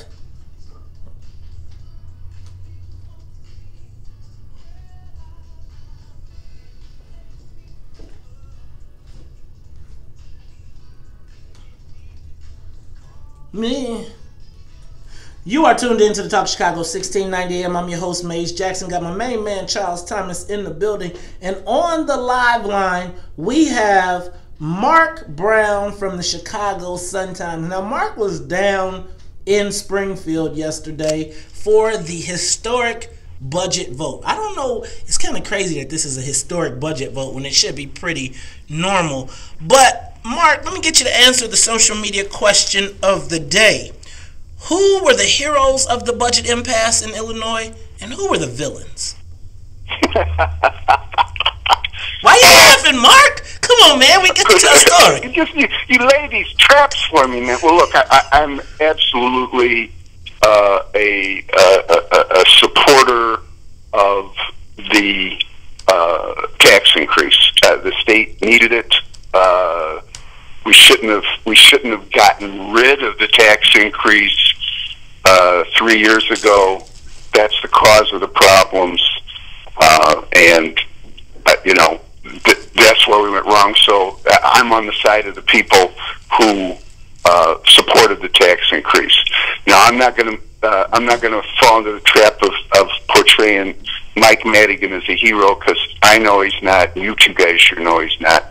But I am very much think the state is in debt to these Republicans who crossed over and voted for this override that gets our state back on track and stops the bleeding here, at least for a while, until we can figure out some of these other problems. So I definitely think this guy, Steve Anderson from Geneva, who sort of was the leader on the Republicans' side of coming around, I think he's are any of them heroes? If you want to make them heroes and villains, I'll make him a hero. Hey, Mark, it's Charles. Yes. Hey, Charles. What do you think about the amount of this tax increase? They, I think, artificially kept it below 5%, because it sounded better. When all the numbers seem to suggest they needed at least 6.5%. Is this enough money to solve the problem, or are we going to be looking at another deficit come next spring? It's not enough money to solve the problem. In the first place, it doesn't come up with the money to address the $15 billion backlog of unpaid bills. There's not enough money in it to do that. So that's a problem. But this is politics. It's the art of the doable, and there was a big push by the Republicans not to go over the 5%, and I'm sure there were a lot of Democrats didn't want to take it up over that too. But that's the number that they laid down that they wouldn't go over. So you do what you can to get some votes. But doesn't that foretell a deficit by next spring in the middle of an election campaign? And how will that play out with the governor's race, particularly if it's head-to-head, Democrat versus Republican? I don't know that it creates a deficit. A deficit would be spending more money than you have. I don't. If Rauner spends within what they've given him to spend, I don't see how that creates more of a deficit. But doesn't he have the power as governor to basically spend money during the year, and he could spend it all by January? He could. The one of the amazing things to me about this governor is he doesn't seem to, have a whole lot of plans for how to not spend money. You'd think, a guy who's kind of got his agenda would show you what he wants to cut, how he could do it without the money, and I've never really seen that from him, which is I found one of the more bewildering aspects for this long fight is, okay, if you got a better idea, what is it exactly? So yeah, you're right, Charles. The bond rating agencies may call BS on certain aspects of the budget that would, that aren't perfect, and may say, "Oh, this isn't enough." And then you're going to say, "Well, what do we do?" I think in the next year and a half, the answer will probably be, "Oh, we'll cut." Now, I don't know what they'll cut, but Black people services. You know it. They're going to cut black people services, and they're going to say, but we needed to do this to save the people. Mark, you know, as I listen to this conversation, let me ask you a question. Were there any have we done anything to get ourselves, I know we've passed a budget, but from your estimation, have we done anything to fix the fundamental problems that got us here? well, if the fundamental problem is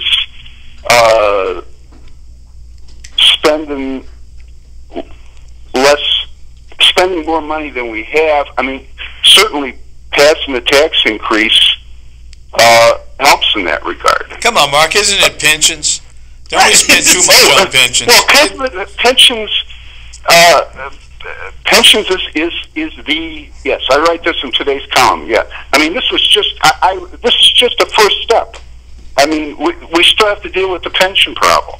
But Mark, nobody knows how to deal with the pension problem. Yeah, we do. Yes, we do, Mark. We know how to deal with the pension problem. We just don't want to do it. We've seen it been dealt with. Look, I was walking down the street with a corporate businessman who was investing. He was like, we should just Enron it all. Just Enron it all. Just make it all go away and start over. I'm saying that I just think that our pension people, the people that are getting the pensions, the second and third pension, should realize that they are part of this problem, and ultimately if they don't give up some of that fat, they're going to wind up losing it, because I'm telling you, most people do not feel But I think they've already given up. I think they've already legislated against the second and third pensions or whatever it is. The question is, when are they going to deal with the Constitution of the state, both from a progressive income tax standpoint and this whole don't impair pensions business? I mean, nobody wants to go to the Constitution. And the Democrats, at least in their earlier incarnation, this millennium, they did have the power to do that. And they probably still could do it, call for constitutional votes or votes on constitutional amendments, but they just won't do it. They just don't seem to have the will to do it. What do you think, Mark?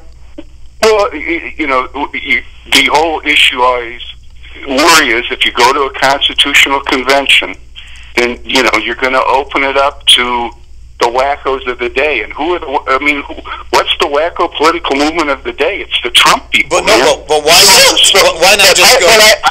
I agree that with Charles that, you know, for one, we got to deal with the progressive income tax, and you know, we do have.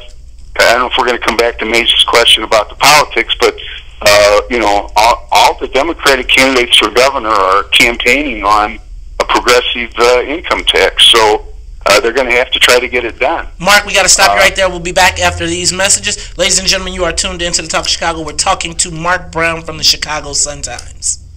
Live from the WVON Your interests are not represented until 3-6, but again, I mean, you have to have a constitutional convention. Just put it on the ballot like they do like they did the road builders business with the tax. Put it on the ballot, but the special interests that control the Democratic Party will not let them do that. They won't let them put a progressive income tax on the ballot in the fall of 2018.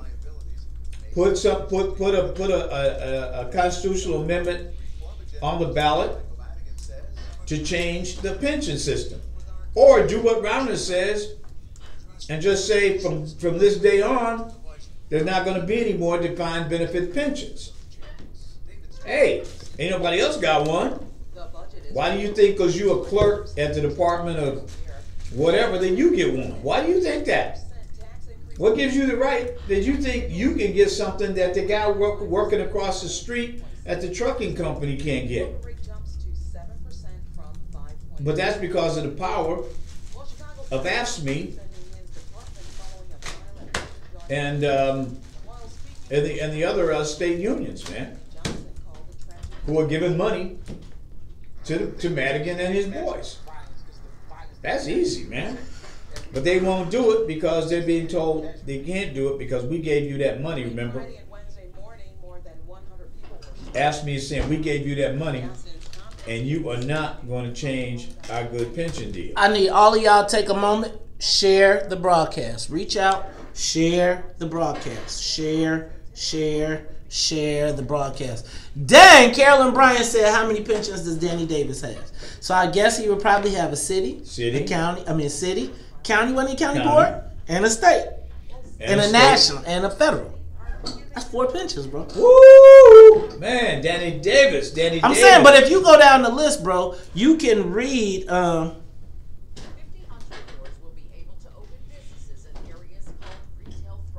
Man, I'd love to have. We need to have Danny on, man.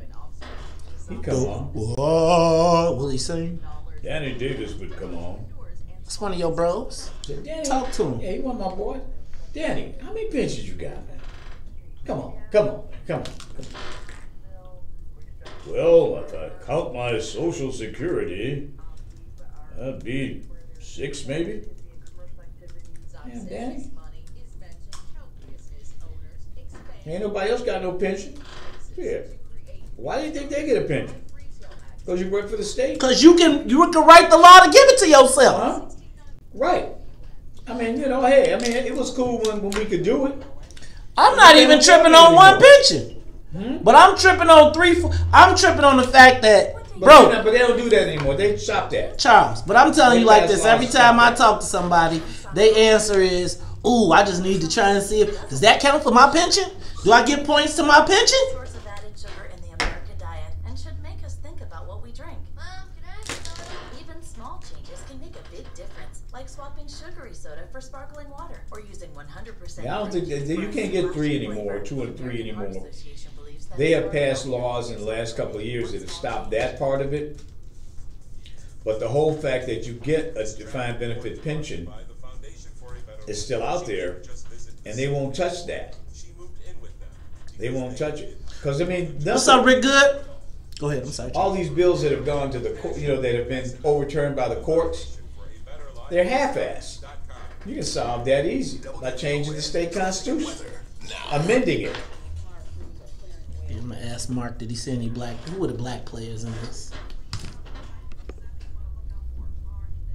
Ladies and gentlemen, you are tuned in to the Talk Chicago 1690. Who's out there? What's up, Nate the Great? What up, Samuel Allen? What up, Stephanie? What up, Diane Scott? What up, Carolyn Bryant? What up, David Bryant? What up, Ebony Tillman? What up, Diane Scott? What up, V-Ron? What up, Dennis Evans? What up, Big Swill? Big Swill! Marcy is in town. We need to catch up with her. What up, Samuel Allen? Stephanie Fashola? Sadiq? What up, Reese Mo? What up, James Washington? Kenny Elam. Shout out to all the CTA workers. Kenny, I need to get my wife to come meet all the CTA workers. But also, I just want to say, man, keep them trains running on time, brother. Brothers got to go to work. Shout out to Kenny Elam and the CTA workers, all the transit union brothers, getting us there on time and safe. What up, Kenneth Briscoe? What up, Audrey Tanksley? What up, Yolanda Yodio? Yolanda, put that in the. We're gonna share that information in the Lion's Den. I'm gonna break down what I was talking about in the Lion's Den a little bit later. I got receipts and emails, y'all. Let me tell y'all, I don't even want to go there. What up, James Washington? What up, Ebony? Tell your mama I said hello. Hey, Dorothy Tillman. Hey, Alderman Tillman, what's up? Can I borrow your office for a minute? I want to open up that office back on 47th Street. Let's work it out. Let's talk about it. I want to know your name. You look so sexy. You really turn me on. Blow my mind every time I see your face, girl. You look so sexy. You really turn me on. Blow my mind every time I see your face, girl.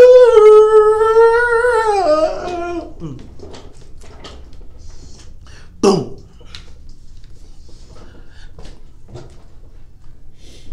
I've been watching you for so very long. Time to get my nerve. You are tuned in to the Talk Chicago 1690 AM. We are talking to Mark Brown from the Chicago Sun-Times. He was in Springfield yesterday for the budget. The budget that was passed, he says that we have some Republican heroes. They really didn't, not heroes, but he said that they were the champions. Mark, you know, here on WVON, we like to ask, what's in it for the black people? And I know it's pretty peculiar for us to be asking, you know, a liberal white guy, what's in it for the black people? But while you were there, did you happen to observe any black legislators that were kind of running the, not running the show, but actively involved in the process and fighting for the interests of our community? Did you see that at all? Well, you know, Will Davis is the floor leader for the tax increase. That's a pretty in the South Side dominant role in this business. I got to believe he didn't play that role without a feeling that things were coming back in the direction of your community. I do know your watchword, and I did have that in mind coming on today. Hey, look, I knew that. But Mark, you know, you got Will Davis as a floor leader, but I didn't know he was an integral part of the negotiation. I thought that was Greg Harris. And I also noticed that, well, they have a black guy front the bill on the floor, and they have Troy Hutchinson over in the, you know, leading the charge in the Senate, but neither of them were actually involved in these negotiations with the leaders. I mean, it's almost like they use these black lawmakers to carry this stuff that they don't have anything to do with developing. Man, it's just so wow. Well, let's let Mark tell us what he saw. Well, I saw what Mark saw. But I'm hearing what Mark says. He's Mark, because we wanted Mark's opinion. Okay, we were not there. Now, Mark, tell us how you saw them represent. I have not been in the negotiations, you know, so I don't know who was in them. But I would never underestimate either Troy Hutchinson or Will Davis's ability to get in there and negotiate this stuff for themselves. And you know, they're on top of the game as far as I've noticed. When I hadn't heard his name anywhere. I do think it's interesting that they make the black person front the tax increase. Always, man. I can see that. But think about this, Mark. Think about it, Mark. So we saw, but Mark, come on, man. We the whole budget negotiation was led by a white gay man. Not because I'm calling him gay, but he promotes that. The Black Caucus has the largest majority outside of the Democratic caucus, and yet Greg Harris is the lead. But when we talk about the tax bill and how we've got to save this, then we got these black folks up there. But then here's the kicker. Will Davis represents the South Suburbs, which we just saw in a competitive newspaper of yours, which says that the property tax system is racist and the tax system is civil rights violations. And then he goes up and tells people that we need to support the tax increase. Well, he also won't appear on this program. I mean, we've tried to get in contact with him to come speak to our predominantly black audience. And you know, he won't respond. I mean, who is this guy? All of a sudden, and I noticed him. You quoted him in your piece that you wrote, and I said, "Well, wow, he's suddenly up now. What's up with this? How did you get him and I can't?" Mark, could you just do us a favor when you talk to the legislators? Can you ask them what's in it for the black people? Because the black people want to know, but we can't see. Well, let me answer that part real quick. I mean, there is money in this for public schools, you know. And Will Davis, and you know, one of your main constituencies listeners, people who rely on CPS. There's a lot of money in this if they can get the school reform bill over his override too for Chicago public schools. There's a lot of money for those South suburban public schools that are killed in the property tax squeeze. those schools need state income tax money to, because those South suburban schools especially, because they don't generate enough in property taxes in their communities, so that this whole imbalance of relying on local taxpayers to fund the schools, it hurts them the most. So yeah, that's a pretty big issue for him. Would love to have him come and explain that directly to black people instead of like having to go through. We gotta ask Mark. He gotta ask the man to explain it for him. Thank you for the explanation. Thanks, Mark. I appreciate it. That's why That's why I call my man Mark, because Mark is the man. He gonna get right to it, Mark. But seriously, I think as we look at this, Mark, talk to me about how this vote, in your estimation, affects the political climate coming up.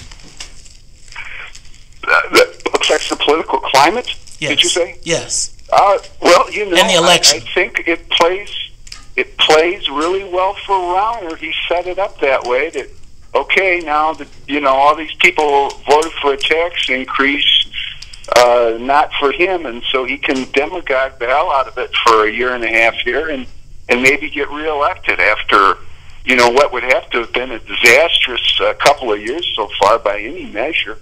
So this is the ground on which that he wants to fight on.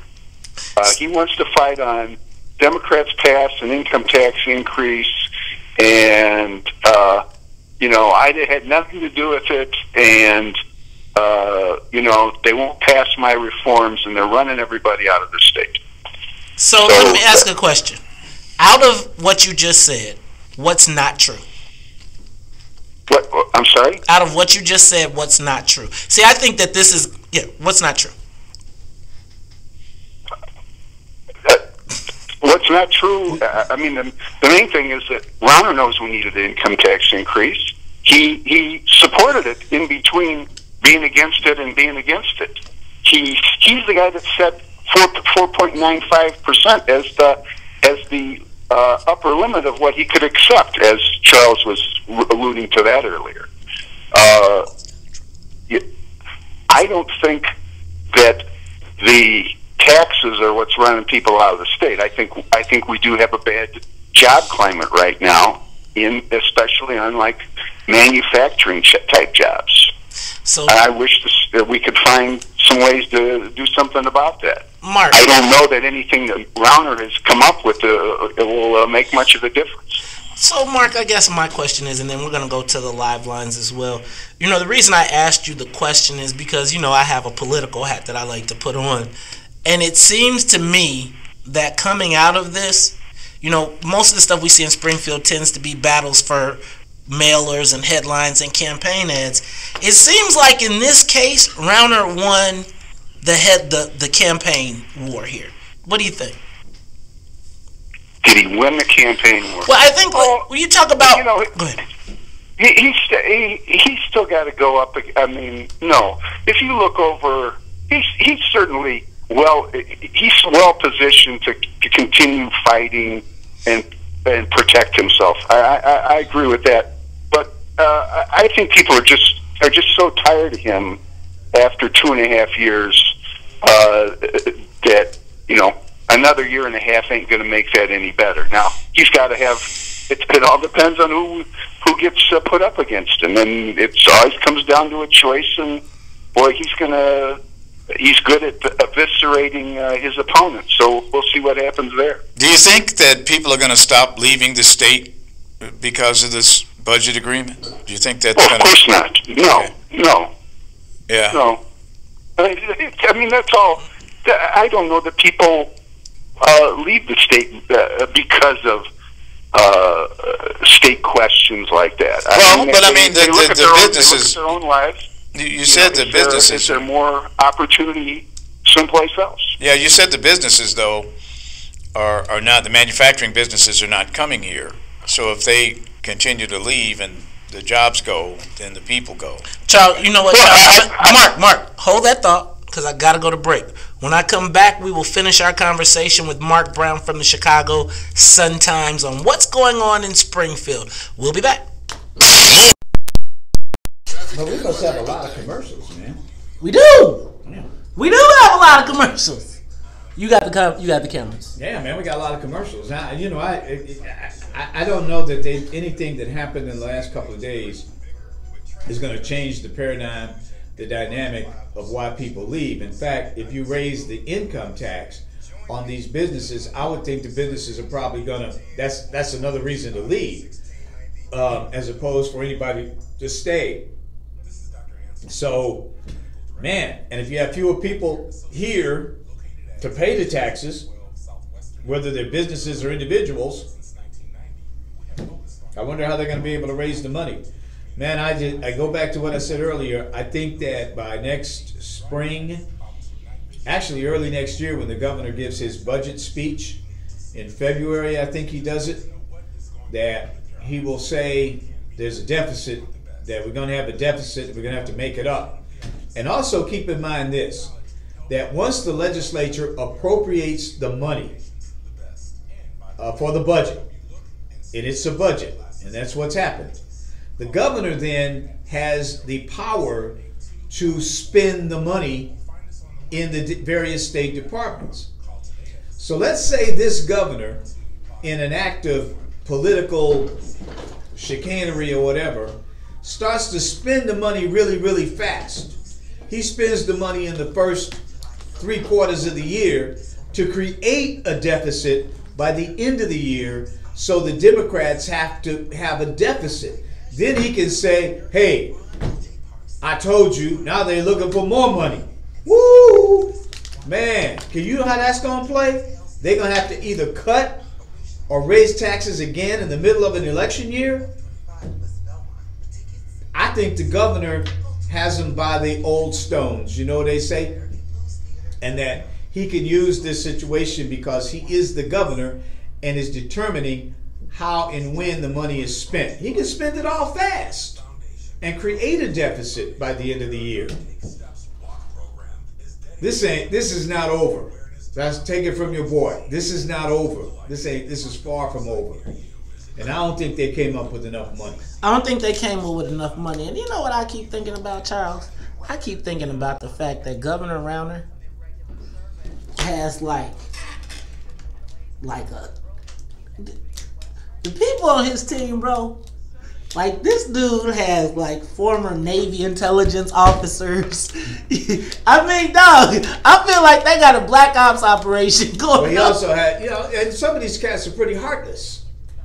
I mean, they'll run it into the ground. They don't know anything about some Meals on Wheels, right? Who cares? Stuff like that. They ain't even come close to that in their lives. They don't know. They don't care. They gonna do what they have to do. It's gonna get that down and dirty. Particularly now, when they think about, and they have to win. The Republicans, I'm telling you, man, they have to win. This is it. This is Armageddon for them, and I'll tell you why. Because if they lose and a Democrat is elected governor in 2018, that Democrat will simply rubber stamp the map for the next 10 years.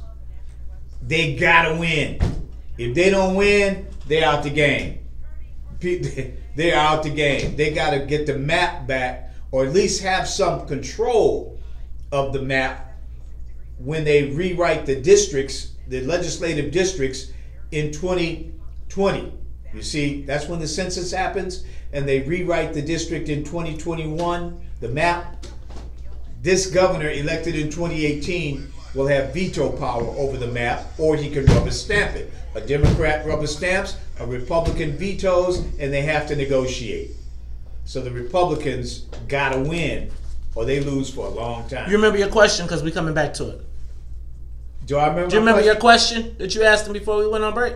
No, I thought you asked question. You asked it. You did. No, I said you can't answer it now. We'll be back. Mark will remember. Why? I thought you were sugar and spice. Girl, you treat me so nice. Holy moly. You are tuned in to the Talk Chicago 1690 AM. I'm your host, Maze Jackson. Got my main man, Charles Thomas, in the building. And on the live line, Mark Brown from the Chicago Sun-Times. Mark, they say you're a bleeding heart liberal, and Charles has got a question for you. Well, I think we were asking, I think you said that you didn't think this was going to run people out of the state, or that people would continue to leave. The dynamic really doesn't change. But I think you said earlier that this is just the beginning. Do you think the Democrats will actually use their majorities to actually do real pension reform, maybe offer a constitutional amendment, authorize a vote on a constitutional amendment for a progressive income tax? Do you think is that what they have to do in this next session, or all is lost? Look,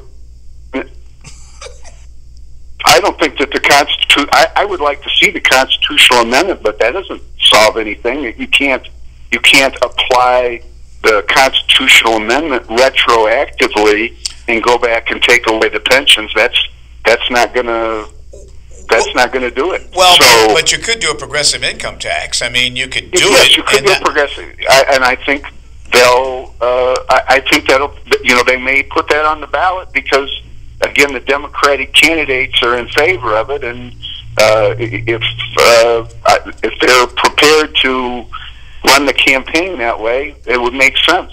Have the amendment on the ballot in the same election as the governor's race. Yeah. But I don't know if they can get it on. Let's see. Could they get it on? They'd have to probably. I don't know if that's. I can't remember if that's subject to a governor's veto or not. And if it was, I don't know that they could get it on there. But let's go to the calls because these people have been holding on. Mark, yes, I am a bleeding heart liberal. Yes, we know you're a bleeding heart liberal. I was a bleeding heart liberal until our Sunday bled us out, and we still don't have anything. What's in it for the black people? Minister Hayden, you're on the Talk of Chicago. Minister Hayden, you're on the Talk of Chicago. Going once, Minister Hayden. Going twice. You've been holding on all that time. I'm going to let you go. Minister Hayden, bam. See you later. So, Mark, I hear people telling me we got 5. It's still not enough. I hear you telling me it's still not enough. I listened to the speaker last night on Chicago Tonight, and he said we'll be back. Where does this end, from your estimation? Where does it end? I don't know that it ends. I mean, they're going to come when they come back. They're going to have to deal with the school funding bill. So they've already passed a bill. Rauner doesn't like it. They didn't give it to him because they didn't want him to veto it. But now they're going to send it to him, so he vetoes it. That's a big piece. They're going to pass some sort of property tax freeze. Rauner said we have to have a property tax freeze. They're going to come up with a property tax freeze that won't be good enough for him, and I imagine there'll be enough loopholes to, drive a few property tax increases through because, for here in Chicago, for instance, we need these property tax increases to pay the damn pensions. So, and we may need them to open the schools. So, they're going to do that. They're going to come up with some sort of workers' compensation reform because Rauner says that's what's driving the manufacturing businesses out of town. Hey, Mark. So they'll have something that, along those lines. Go ahead. Mark, you're from downstate, right? Right. I don't know if you live in the suburbs, but... No, he lived downtown now. Okay. He moved on up. Big shot. At any rate, how do you think this is playing downstate and in the Chicago suburbs, the collar counties as they call them, this whole budget debate? I mean, what I think everybody's bought into the idea that it's evil Madigan and, Do you think Trump is enough? If you think that you don't get anything out of this, they think they don't get anything out of this, and they're probably closer to right because the way the thing sets up on the schools is they don't get money for the schools out of these. Advantage Rauner, then, right? What's that? Advantage Rauner. Oh yeah. Oh yeah. So, Mark, let me ask you a question, because, see, I think that a lot of what the Democrats have put their hopes on is what they saw post this Trump election, that the suburbs and suburban women were going to be outraged. Do you think that Trump will be enough, Trump and Rauner will be enough in this tax increase to push Rauner out of the office? Well, those move in opposite directions. I mean, the tax increase may benefit work in Rauner's favor since he's washed his hands of it. Trump definitely works against him. There's a lot more people I've talked to in sort of white progressive suburbs say there's just a lot more political activism out there these days of people gearing up, to beat those kind of candidates. And as much as Rauner isn't really a Trump kind of guy, he's enough that I think people are. There's a lot of people worked up to beat him. I mean, it'll be close. Downstate, I imagine Rauner looks good to them. I mean, this whole thing of Mike Madigan is the enemy. It's been brilliantly put together. You couldn't have done it better yourself, Maze. You know what? You know what? See, in my political some people would say that I had something to do with it anyway, and I didn't. Let me just say this, Mark. I think that at some point the taxpayers of Illinois, black, white, Asian, and Latino, are going to say, Jesus Christ, how many more taxes can you tax us without giving us something? I mean, because we're paying taxes above and beyond what everybody else is paying. And I just think... That's not true. Not true. Give it to me. You got 30 seconds. Oh, actually, Mark, we'll continue this conversation at a different time because I got to get... My producer's waving me off. Mark Brown, we got to have you back in the studio. Come in live. Ladies and gentlemen, it's Mark Brown from the Chicago Sun-Times. When we come back, is the Democratic Party got challenges in Illinois? We'll finish it when we come back.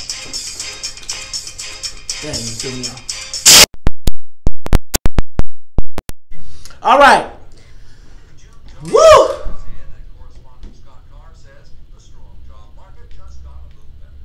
How y'all doing? I like Mark Brown. He's a better writer than talker. Hey, y'all. Whoa.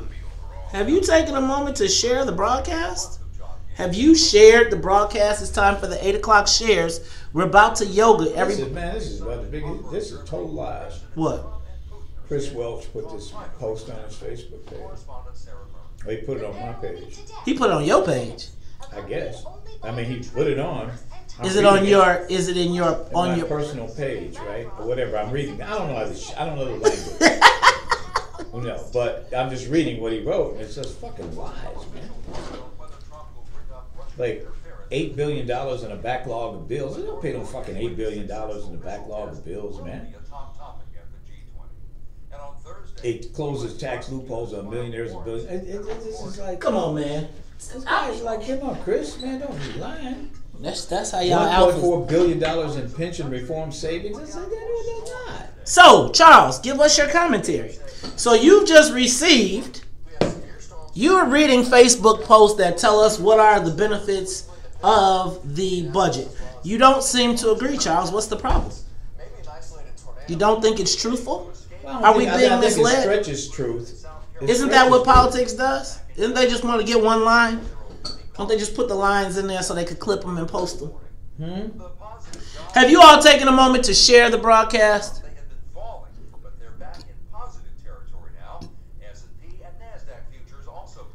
Can you take a moment to share the broadcast? Hey, KM and DS, you got another one. Get the Muhammad, or let me get him. I got him. I'm gonna have a little fun with him. But this is what's wrong with this whole social media stuff. Fake news.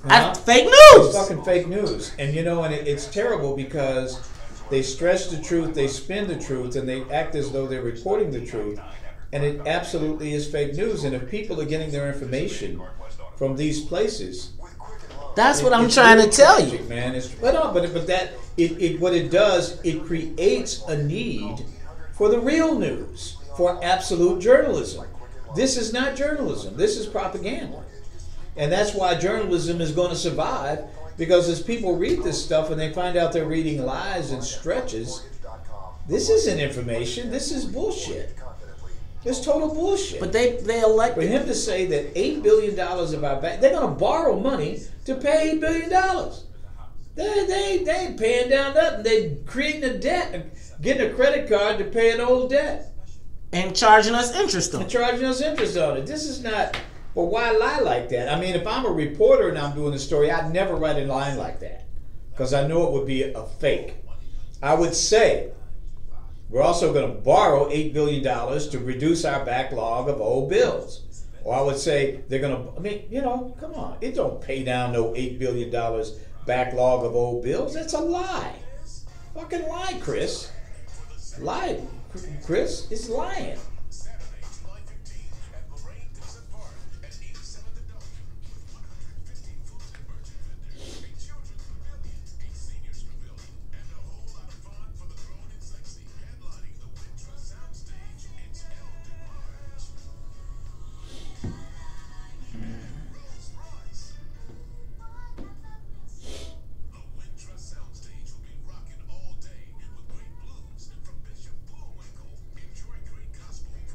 Linda, you guys are still there. You're still there as moderators. I just checked. You're still there. Hey, y'all got the numbers up to 49, 59 viewers. I'm about to, let me see. How do we?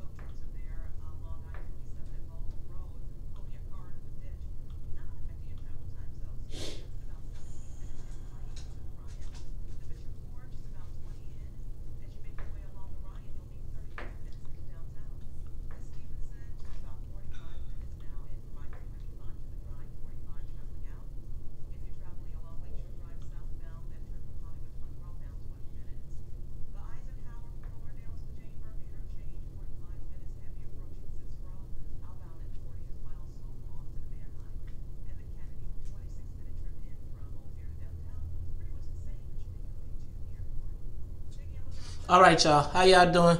Thank you all. I appreciate everyone for tuning in. We are clearing up and cleaning out. I am trying to figure out how to remove the haters, but I cannot. So let me say what's up to everybody that's out here. First of all, I appreciate everybody on YouTube. Let me say what's up to my Facebook family. What up, Diane Scott? What up, V-Ron? What up, Dennis? What up, Nate? What up, Big Swill? What up, Stephanie? What up, Sadiq? What up, Reese? What up, James? What up, Kenny Elam? What up, Audrey Tanksley? What up, Marlon Haywood? Charles Thomas?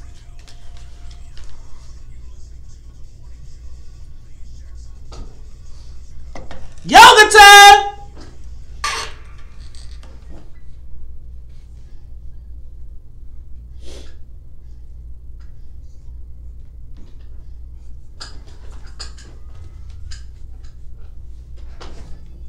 Look, y'all, here go Charles. Watch him. I'm telling y'all, he is doing it under the table. Charles Thomas is yoga. Y'all, I'm telling you, Charles is a yogi master. So underneath the table, see, it's like you got to do like this. Man, so this is the first time I have not danced all morning in the break. PJ, that's because you fighting hard. See, look, y'all, I'm yogaing right now. Look, you don't even know I'm doing yoga right now. This is how Charles does his yoga. Then I come back. But look, this is Charles. I'm yogaing right now. You can't even see my body, lower body control. Baby bend over, baby bend over, baby bend over. Let me see you do the yoga. Baby bend over, baby bend over, baby bend over. Let me see you do the yoga. Flex, flex. Bone on the head, but the wall on my shoulder. Never do what I'm supposed to. Bending, never breaking. I'm watching, I'ma show ya. You are tuned into the Talk of Chicago, 1690 AM. When you hear that song, then you can guarantee one thing. Charles Thomas is up and running around the studio. He is getting his stretch on. Charles, did you? You know what, Charles? Did you go out and buy yoga pants too? Really, me and yoga pants? No, man. That's Charles, you know that's why you got Charles's choice. That's exactly. That's why you got Charles's choice. So I can bring some straight funk back up in here, but, at 8:30 because of that. Hey, but man. At any rate, man, I'm sitting here reading on my Facebook page this state rep Emmanuel Chris Welch from the west suburbs. Mm-hmm. He wrote a post 2 hours ago where he just says some just incredibly untrue stuff. I mean, what do you mean, Charles? They could Emmanuel not. Chris Welch. I mean, come on, man. I like the brother. I've talked to him and interviewed him before. But he says in his Facebook page, first of all, he's praising this budget that was passed a couple of days ago. And he's saying that it pays down $8 billion of our backlog of old bills. He's writing this to all of his followers, I suppose. And that is just simply not true. My mama used to call that a bold-faced lie. See, that's why we have you here to say stuff like that and me to sort of dance around that. But the fact of it is, it's not true. It does not pay down $8 billion of our backlog of old bills. And this state representative, duly elected official, should be ashamed of himself for writing this. Why don't you call him and ask him to come talk to us about it? They don't want to come talk to us because they don't want to answer the question, what's in it for the black people, and take the heat for writing stuff like this on their Facebook pages, which is not true. And he's celebrating this deal. And that's cool for him. But to write untrue stuff, I mean, come on. Charles. You gotta be kidding, man. Charles. Why would you do something like that? I'll tell you why, Charles. Why? Because it is my estimation that we have now officially moved. I feel like campaign season started a while ago. But after this budget passed, there was a sigh of relief in the party. All the legislators who knew that they had to come back to Chicago in August to start getting signatures would not, to be reelected, would not have any leg to stand on if they did not pass this budget. Well, and so now that we're in campaign mode, now everyone has to take the victory lap. But Charles, I would challenge you to say that this could be potentially a much different Democratic year in if Illinois. Nobody runs against these people, I mean, it won't be. And these politicians like this who write stuff like this, it's untrue, that as you call what? A bold-faced lie. That we have to hold politicians accountable, and you and we have to hold these Negro politicians accountable when they write stuff that's not true. I mean, that's the one thing this Charles, budget thing. You don't understand. They're going to borrow $8 billion. In other words, they're going to use a credit card to pay an old debt. Is there interest on the credit card? Yeah. See,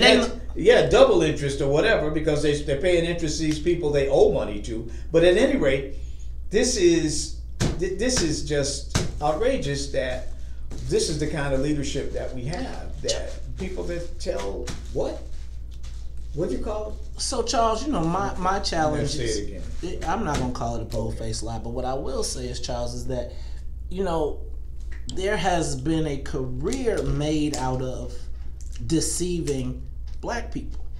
But black people deceiving black people, that's a well, I guess that's been going Charles, on. but you're saying black people deceiving since the plantation, or is it?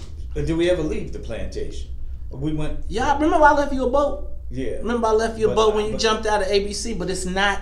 See, Charles, I just ran from one plantation to another one. No, but over on this one, I can talk back. Whoosh, whoosh. Let me just say this though, Charles. My thought here is that I feel like this could be a transformative year. I keep saying I believe there's an awakening occurring in the black community. Well, let me say this. If Chris Welch wants to respond to this, what's the number? 773-591-1690. But he could text you. You can give him the hotline. Text me, and I can give him the hotline, or he could inbox you on Facebook. Or any of his people that might be listening, can they call him and tell him that he got called out on this thing? Could you tell him that Charles Thomas called him out? Because they gonna always blame me again, and then next thing you know, they be trying to.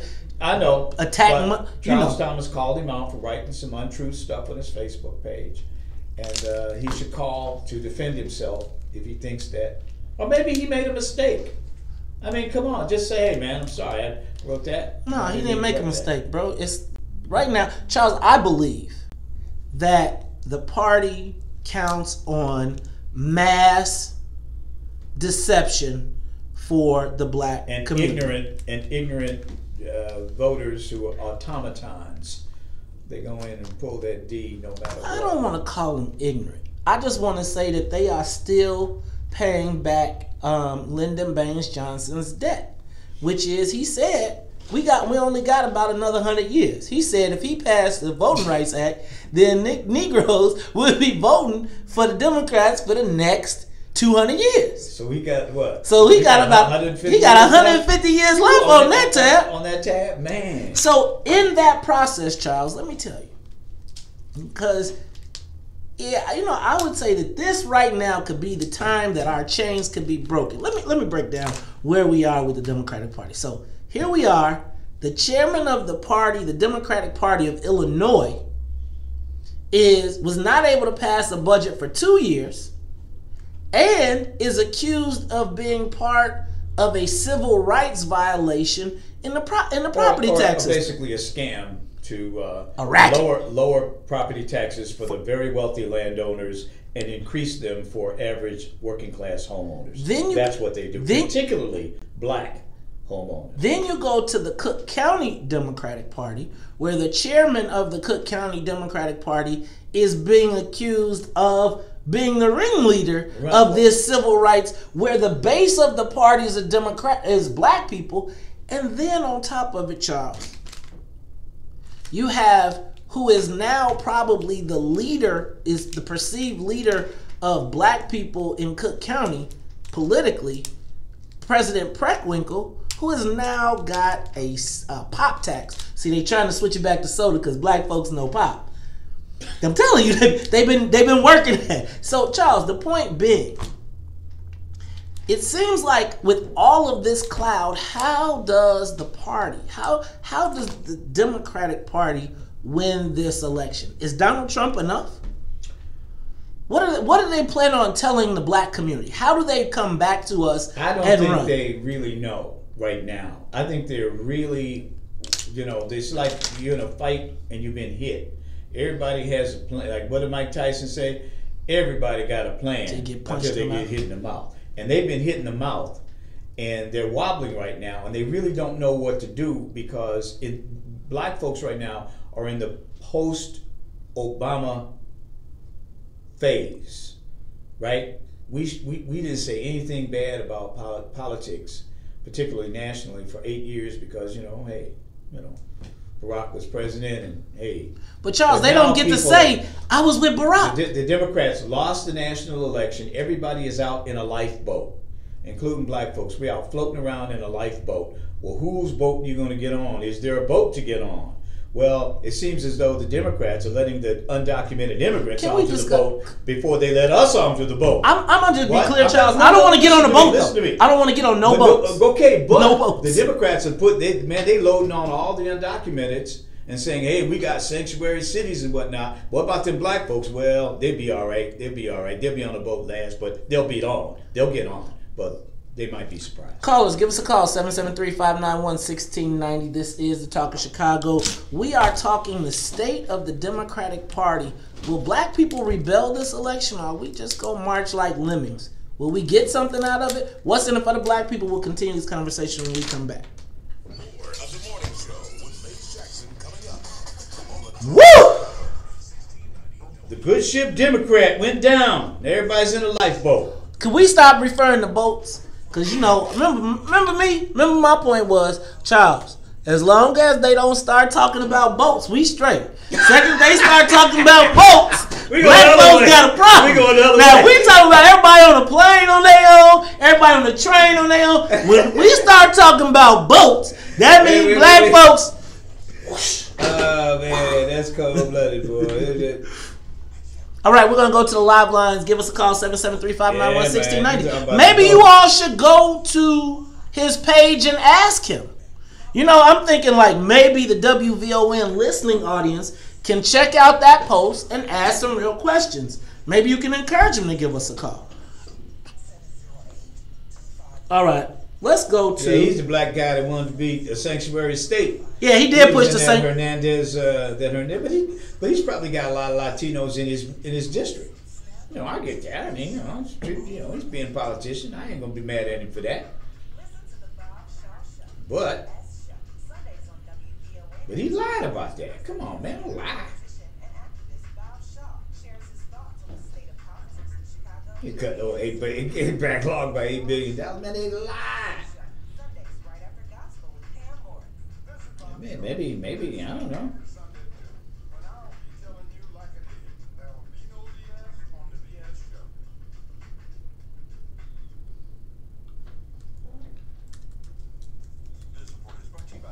All right, y'all. Appreciate y'all. Some of y'all give us a call. 773-591-1690. Let's see. What up, Yolanda? What up, Sharon Napier Morris? What up, DS? Hey, Tiffany Jones. What up, Robert Clark? What up, Ebony? Please like the broadcast, y'all. Take a moment. What up, Blade Gallagher? What up, KM? James Washington, Audrey Tanksley, WJG Call. You know what? You got to inbox me your real name because I feel crazy calling you WJG Call. What up? What up? B. Simon, what up, boy? My dad told me when I was a kid, watch who delivers the message. That is so true. Yeah, give me Skin Tight by the Ohio Players. Skin Tight. Bow, bow. We ain't heard no Ohio Players up in here in a minute. Gotta have Ohio. It's Friday, got to have Ohio Players. On Friday. What you saying? You still got a minute though. This ain't Pat, cause this ain't his break yet. Charles, you're not gonna believe this. As soon as you turned around, he already had it up on the screen. Is that right? Skin Tight? But that's not this break. But that's not this break. That's next break. He had it on the screen. That's interesting. Yolanda, y'all want me to expose who the operators are? Y'all, you know what? One of these days. No, I was saying Skin Tight is not this break. So you can bring me back with another J.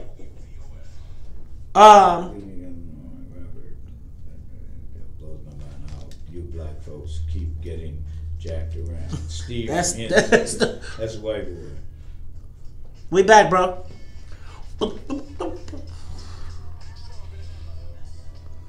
Back to sit rec. All respect to those who.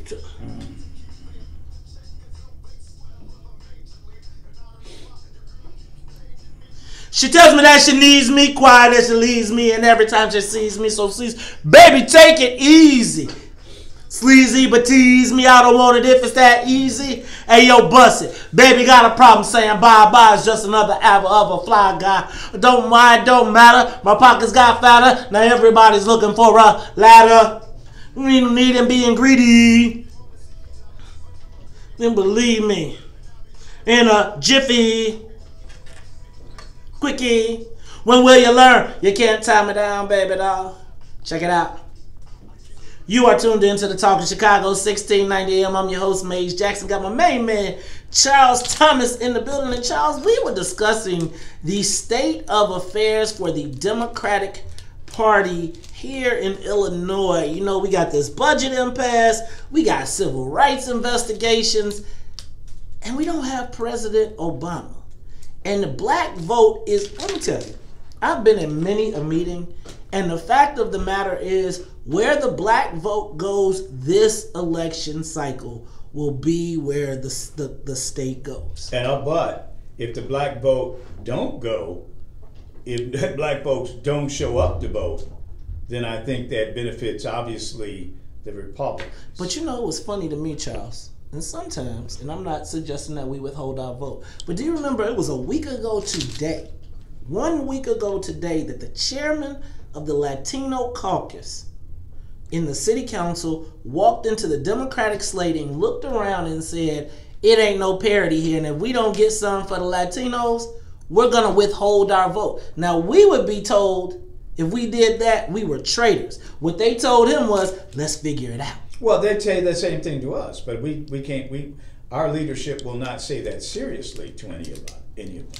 I mean, so since our leadership, which they basically chose and keep in office, doesn't say that to the Mars, then the plantation, life on the plantation just goes on. So Charles, you know what the thing is.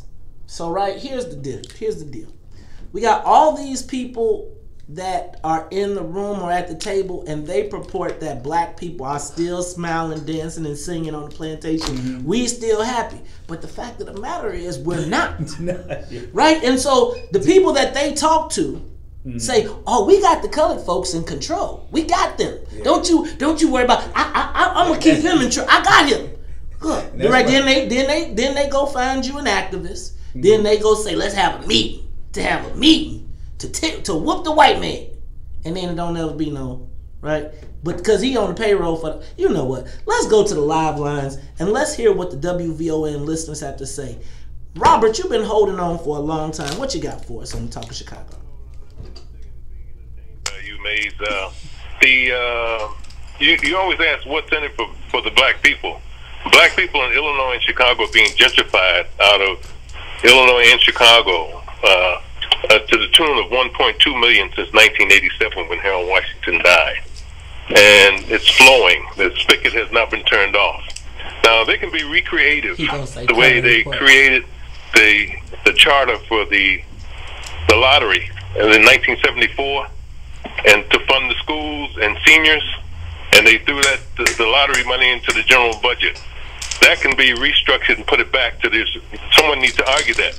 Put it back in its original state so that we can shore up some of this. The lottery money will perhaps dry up someday, but before that happens, we can cure a lot of ills with this lottery money coming in and doing what's necessary. Thanks, Robert. I appreciate your call. Let's go to Ron. Ron, you're on the Talk of Chicago. Ooh.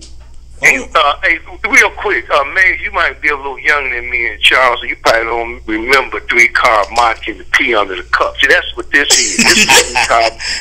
Right, Charles? Look here, real I know 3-carb Monty. Hey, Ron, and can I tell you something? I used to be the dealer. Hey, and let me tell you, Ron, let me break this down for you. I know about 3-carb Monty, too, because I lost my graduate chain in Utah playing 3-carb Monty, so I'm clear. Come on, Ron, talk to us. Hey, real quick though, but see, it's nothing for them to be congratulating themselves. If they really had done the smart thing like most other states, first of all, they would have taxed the service industry. But if you'd expanded it enough, kept it low enough, most economies now a service economy. If they really had courage, that's what they would have done. Secondly, like most states, we have to eventually get to a progressive income tax. This is all nothing but a game. Lastly, man, you're talking about African Americans are angry. That doesn't impress me. I want to see African Americans be smart. But you can put a label on a dog saying Democrat and black people vote for it. See? You see what happened in 2018, and then because see, I seen this. I see how black people are so-called angry about Rahm Emanuel. Guess what? He's still there. So we got to quit being angry and being charged. But as long as it's Democrats, hey, like Carter G. Woodson said about creating the door, black folks are fine a Democrat to vote for. Have a good day. Man, thank you, Ron. Ron, thank you for your call. Let's go to Frank. Frank, you're on the Talk of Chicago. Hey, good morning. Name's Jackson. I'm beautiful. Charles, you said best, man. You the best at this, Charles. And like to call it, this is a joke, man. Y'all talk about this. Ain't nothing for the black people, y'all. Let's just be serious. Ain't nothing for us. We talk about all this, all for the black. They shouldn't give us nothing. Black Latinos have came in and got what they want.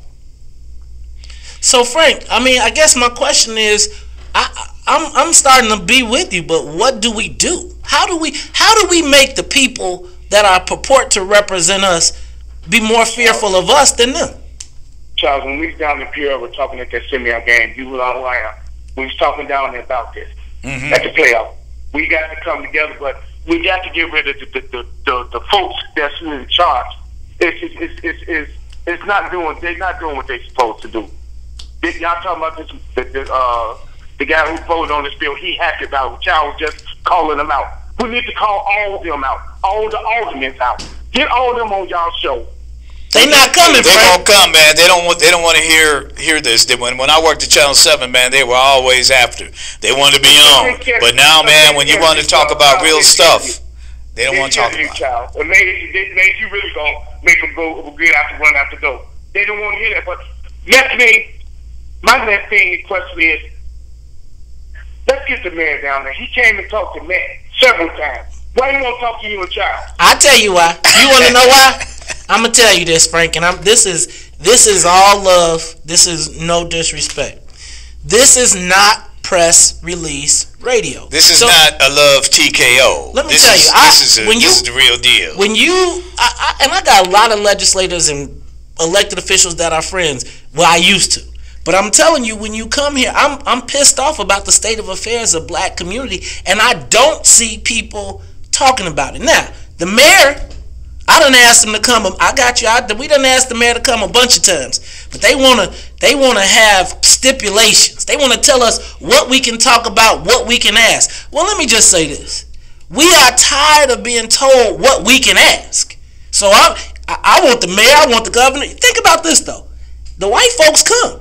It's the black folks. The white folks come. Let me explain it to you. The biggest opposition to what's in it for the black people is not white people. It's black people saying, he just voted for him. You know what? Ladies and gentlemen, you are listening to the Talk of Chicago. I'm about to start preaching in a minute. But that's all right, because I got calls. We're going to go to the lines. Charles, we'll be back. And after we get back, you know what? We might have to take some people to the woodshed. All that, news, traffic, and weather, and we'll be back. Y'all know nothing about that woodshed. Well, you done fuck with Kwame, you done fuck with Chris. I did, you did. You done fuck with Chris. You see this subtle shift? Right, look, you see the subtle shift? See, now Charles done got up here and said, he's a liar. This is just nigga lying, man. I know, but then they gonna call. Look, he ain't calling. Let me tell you. And the only person they gonna blame, let me tell you who they gonna blame. They gonna be like, Maze Jackson. I'll be like, I don't gotta say a damn word. I could just be like, look, all I gotta do is say, good morning, this is the Talk of Chicago 1690 AM. And turn it over. And they will be like, did you hear that damn Maze Jackson? He was on there talking about. Now, let's just be clear. There's so many things that I don't talk about. Negroes, man. Don't want to answer the call. These Negroes.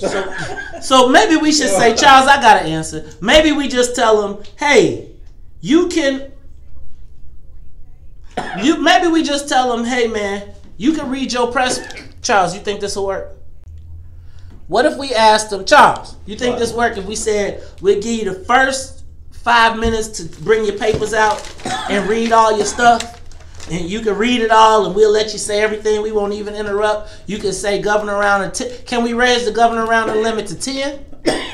Did we raise the governor round limit? Give him a 10. Give him a 10 rounder limit. I'm saying they could blame it all on Governor Rounder, but can we just ask them what they did and what's their role and what is their role? So my question is, have we asked when you see these legislators, do you ask them what is their record of accomplishment for black people? And the second they say hospital, social services, take that out. Because, like, to me, here's the thing that is crazy to me. They have tricked us into believing that social services is for us. Yeah. Social services for the whole joint. So this is what they do. They be like, okay, black people, we gave you social services, so y'all should be happy. Y'all should be happy. Now we gonna go over here and take this economics and take it over here. We gave y'all social services, but we need to get this economics over here. And then the Negroes come back talking about, we got you social services. It's not what we brought home, it's what we stopped them from taking. Well, if we have you down there, we have to have you stopping them from taking stuff instead of you taking for us. What's the point? I'm sorry, y'all. But that's the kind of Negroes they want down there. I told you. Remember, I told you what they said. I told you. Negroes they want, man. Yep. Yeah, Negroes can bring their papers. Negroes can bring their papers, Nate. They can come in with papers. Okay, you finished with the papers? Do we got a call? You got 3 hours. What else you got? Okay, now, here's the question. That's what you do. That's what your question. You're great. You're great. If you're doing great things, you're coming out the show. Hey, LaDonna! Yeah, man, this is crazy, man. This is Negroes. No, I'm telling you, bro. I'm saying, did you hear the interview that I heard when the legislators came here to talk? Oh my God, you're the greatest. Oh my God, you're great. You are the greatest. They couldn't even read the press release because they was reading the press release for them. Right? It's like, look, I'm not reading the press release on air. So the fact of the matter is, I'm not. Are you happy with your neighborhood? I'm gonna tell y'all. I saw yesterday on one block in a black ward 3 construction projects. 3. No Negroes. I'm looking at skyscrapers getting built. I'm looking at people getting paid. Oh, Nate Marshall, Gwendolyn Brooks. Fuck. What? They gotta come on now? I forgot that Gwendolyn Brooks stuff. What's this shit? We giving to them a hot minute, man. Huh? They get what? What do they get? Come on, man. We gotta honor. We gotta give people.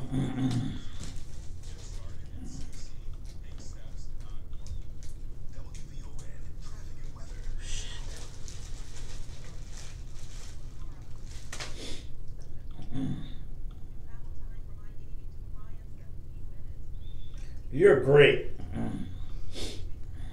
I'm saying, Charles.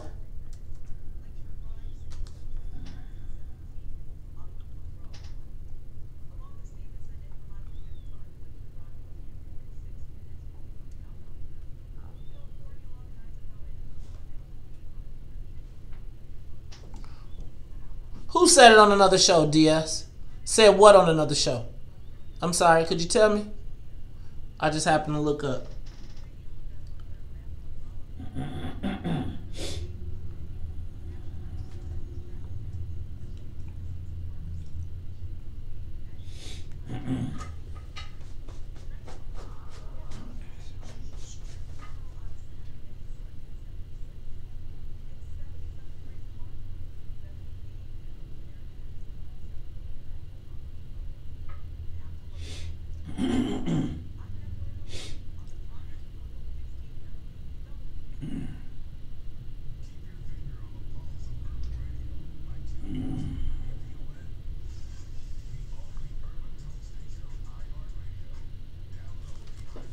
All right, Charles, this is gonna be a quick one. This interview with them, it won't be super long. We just gonna, it's what's in it for the black people moment. You got the email, right?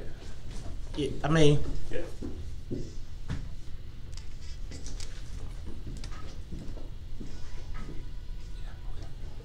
Winner, scan tight.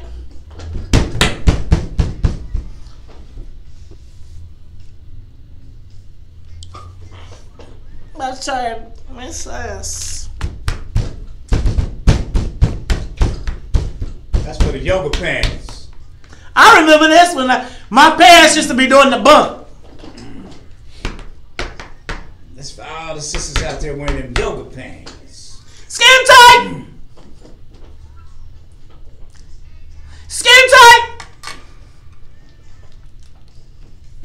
Dun, dun, dun, dun, dun, dun, dun, dun, dun. Ladies and gentlemen, you are tuned in to the Talk Chicago, 1690 AM, and every day at 8:30 when we come back, it is Charles's Choice. Now, Charles, I know this one, but I'm going to let you introduce it because you seen... That Satch and the Ohio Players, that's when they were predicting the coming of the yoga pants. Skin tight. That was 30 years ago. He knew, 35 years ago, he knew that yoga pants was somewhere out there. In fact, they was wearing something back then to inspire my brother. But skin tight? Were they skin tight? They were skin tight. You know what, Charles? I remember Skin Tight. Now, some of these songs you pick, I don't know. But this right here, Skin Tight, I remember back in the day, my mama and her friends, the Skin Tight would be on, you go to them little basement parties, little luau's, and then at the end of the night, they start doing the bump. Look, they will play Skin Tight, Flashlight, Got to Give It Up, and what's the one that LTD did? What's that? We play that. Come on, man. You know. I know it, but Back in Love. Oh, right. They still play that at parties today. In fact, this what parties? Your parties? No, this weekend they will be playing. Y'all don't play "Got to Give It Up"? No, brother. I play Y'all Jay-Z. don't play "Got to Give It Up" with Marvin Gaye? You don't play that at a party? I play How about SW. Flashlight? No, y'all don't brother. play Flashlight? I See, guess that's so. what's I play wrong with these Jodeci. young brothers. Come and talk to me. I really wanna meet you. Can I talk? Got to give it up. You don't play that at a party today? You gotta play that. No, man. At any kind of family reunion. Not a family reunion. You gotta play Got to Give It Up. And everybody gets up. Speaking of giving it up, ladies and gentlemen, on the live line, we have Mr. Nate Marshall and Miss Eve Ewing, and they are here to talk to us about the centennial celebration of Gwendolyn Brooks. Go, ladies and gentlemen, welcome to the Talk Chicago, Nate and Eve. How are you today? Good morning. Wonderful. Dr. Eve, you know what? I'm going to have to, Dr. Eve, what you got to do is tell the producer, because I can only read what's on the screen. So, well, you know what? Right here on this show, we like to ask, what's in it for the black people? And you know, this exhibition of Gwendolyn Brooks's archive seems to answer that question. Tell us what you got. Oh, we got so much going on. So the first thing is we have written a show about the life of Gwendolyn Brooks, and it's going to be going on for free. It's called No Blue Memories, and it's going to be free on November 17th, 18th, and 19th at the Harold Washington Library Center. So obviously that's a far way out, but we want everybody to come out. And then we also have the show you just mentioned, which is called Matter in the Margins, and it's an exhibit of all Gwendolyn Brooks, her notes, her records, her personal notes on her poems. That's free at the Poetry Foundation, which is at Dearborn and Superior. And then the last thing we got going on is on July 29th, we have the Chicago Poetry Block Party, which is, you guessed it, also free from 2 p.m. to 2 p.m. to 9 p.m. In Pilsen on 19th Street in Walcott. So we got a lot of free stuff. Now I'm gonna have to hit you real quick. So you having a Gwendolyn Brooks celebration in Pilsen? Well, so the Poetry Block Party is not specifically a Gwendolyn Brooks celebration. We just want everybody to come out and celebrate all kinds of poetry that day. But the other two things are Gwendolyn Brooks specific, and everybody should come. Talk to us about why Gwendolyn Brooks is such a prominent force in Chicago and Illinois. Word. So I love that question that you asked up top when you say what is in it for black folks, right? Because when you really look at Gwendolyn Brooks' work, that is the undergirding of her work. She believes that the black world is expansive, that the black world is rich, and that we sort of have everything that we need within this space, within the expansive notion of blackness, and within the city of Chicago, right? So for us, that is what is really exciting, and I think that's one of the reasons why her work endures, why people still continue to connect with it, because she writes with such an empathetic eye and with such a love for herself and her people. Now, tell us, she wrote a book about Bronzeville? She did. She wrote a book called A Street in Bronzeville. She wrote a book called Annie Allen and another book called In the Mecca. You know, Bronzeville really was like the heart and soul of all of her writing. And, you know, when you ask why Gwendolyn Brooks, I think for us that's also why she's so important, is because she teaches Chicagoans that the stories we have to tell in our own neighborhoods are valuable. And oftentimes, you know, we don't see a lot of things celebrating the places that we're from. And she taught us that the places that we're from matter and are important and are beautiful. And so we hope that all these opportunities will give people a chance to learn a little bit more and go a little bit deeper into her work, because everybody loves Gwendolyn Brooks, but a lot of times people aren't familiar with all of her different poems and all the things she did. Hey, Nate, got a question for you. Has hip-hop caused a revival in poetry? I mean, how would you put poetry in the perspective, put hip-hop in the general perspective of poetry? No, for sure. So, you know, I mean, yeah, hip-hop has certainly, I think, caused a revival and infused itself and reinvigorated the language of poetry, right?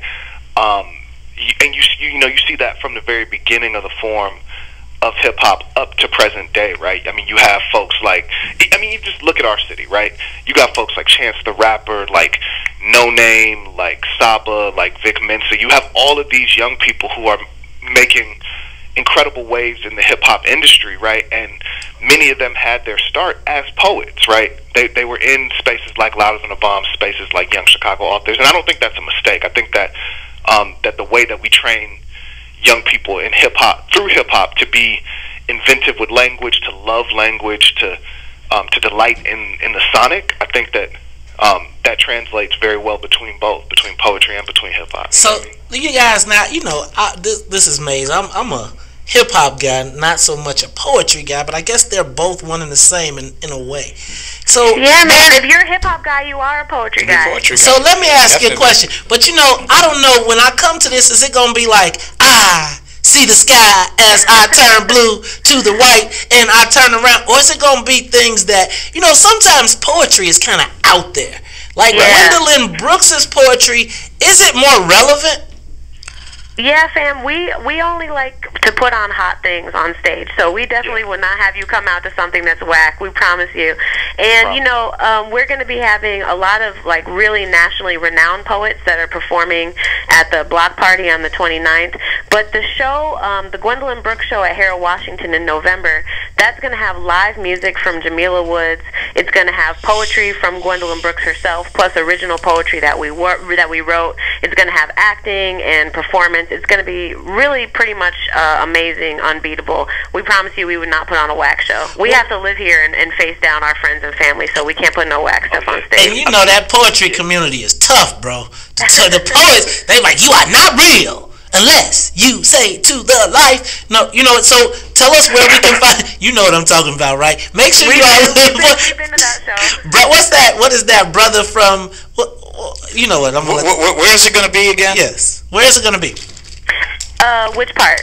The Gwendolyn Brooks Centennial That'll be at the Harold Washington Library, so that's free for everybody. And actually, I also want to do a shout out to all the CPS students and teachers that are listening. We're going to do a free preview at Gwendolyn Brooks College Prep on November 9th and 10th, and that's open specifically to CPS students and teachers. Ladies and gentlemen, we are talking to Mr. Nate Marshall and Dr. Let me make sure I say that right. Dr. Eve Ewing. Check them out. Their event, the Gwendolyn Brooks Centennial Celebration Arts. It will be June 16th. Wait a minute, June 16th through the 25th at the Poetry Foundation, 61 West Superior. Ladies and gentlemen, please support that. When we talk a lot about politics, but we also want to support the culture and the arts. Black people are wide and expansive, and we do more than just hip hop and rap and complain. We do good things too. Thank you all. We appreciate y'all, and I'm gonna check y'all out. But I might have to get my freestyle poetry brother to the night as I say hi. Gotta wear my beret and talk real cool and smooth like I do. Ladies and gentlemen, we'll be back after these messages. Man, what? Man, everything that your boy does is poetry. I know. It's hey, bro, poetry. I mean, it's just because it's contemporary. He's talking about things he sees. I'm entertaining, brother. Keats and Come what's on. the guy that did I am the brother to the night. Let me break it down. Let me show you how. Smokey Robinson was a poet. There's rapper poets and then there's these poets. It's the Hotep poets that kill me. No, man, your Hotep poet is gonna look like no, he gonna come in. Look, this is how the Hotep poets come in. First, they be like, snap, snap, snap, snap. Then they sit down. They get their book. Man, 50 years from now, Jay-Z will look like a old grandpa. Okay, but look, so then they come in and they say, you will understand the art. Brother, look to my mother. As I see the light, I say good night. I am the brother to the night.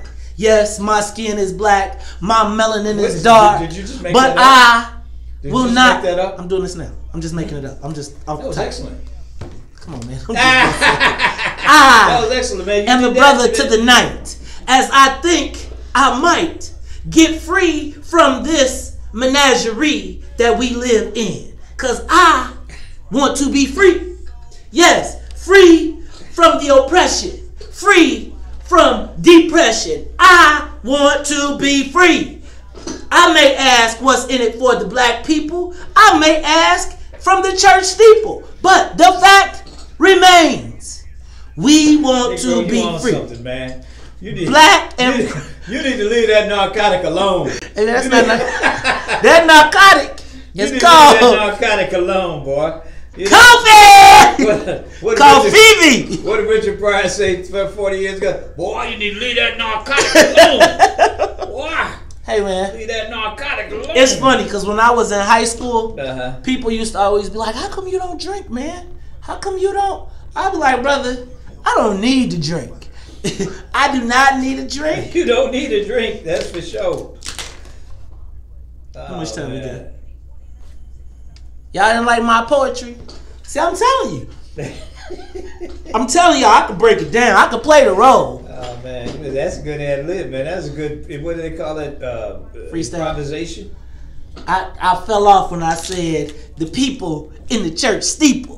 But I was actually trying to get, but in the steeple, they may ring the bell.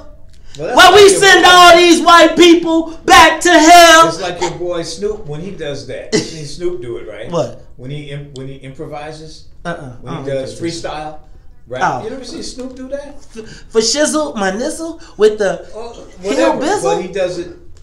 He was doing it on one of those Jay Leno show one time, and it was incredible. Man, I gotta look. Oh, we gotta do Brendan Schiller's story.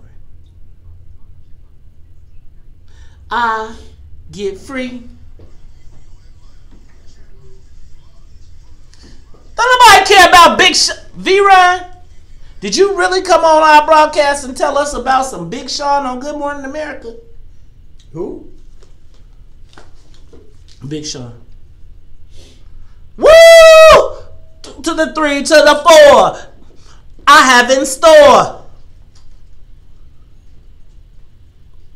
Look at Chuck. Spoken word, boy. That was good, man. Tell, I'm not an idiot, no, even in a little bit. Idiot. Get it? You with the record? Cool. You are tuned in to the Talk Chicago 1690 AM. I'm your host, Maze Jackson. Got my main man, Charles Thomas. Charles. Yeah, that was good. We had that little interlude there because I was getting a little worked up. Were you getting a little worked up? Charles, why were you so worked up, man? Well, you sit here, you read this stuff, man, and you say, wait a minute. And, I guess my brother never called in, did he? The brother, y'all got to have a meeting about that, man, because we got to, look, black folks, you got to answer. We want to hear it. We going to ask, but okay, so can I say this? We like all of our elected officials who want to come talk. We won't make fun of your papers. We won't make fun of your papers. And you can bring your papers with you. And I will tell you this, man, too. I'll make a promise. I know I'm out of school because this isn't my show. But we'll take the lion growl out if you want to come in. Wouldn't you say that's fair? It's the spirit of compromise. Hey man, well we a compromise. See man, my problem is we compromise everything away. Like, but I'm not. How they gonna hold us to a higher standard? I'm not gonna change the question. I'm just gonna reduce the theatrics and brother, the sound it's effects. They want to that's a distraction. But we should be having this conversation in an editorial meeting away from the public. But I would be willing to make that. I'm concession. saying the public is our editorial board. The public is our. But no sound effects. I mean, Charles, I take out the sound effects. What relevance is that, really? It's called the Lion's Den. Yeah, we can still be the Lion's Den, and I'm just telling you. Effects. I'm telling you, the listening audience loves the lions. They said the listening audience said, "Could you get a stronger lion? Because your lion sound anemic." They was like, "You need the Metro Goldwyn." I was just like, we get the. They was like, "No, we want." Look, man, people are pissed out here. They are ticked off. They want answers, and it seems like what though, Charles. I promise. I'll even make another editorial concession. What's that? You can bring your press release, and I'll let you read it word for word. But we just soon as you. On them, though. We got to put a clock on them. Charles, the last time you put a clock on somebody, you got me in trouble, madam. After it has been 2 minutes and 5. I mean, you literally looked at your watch. I was timing her.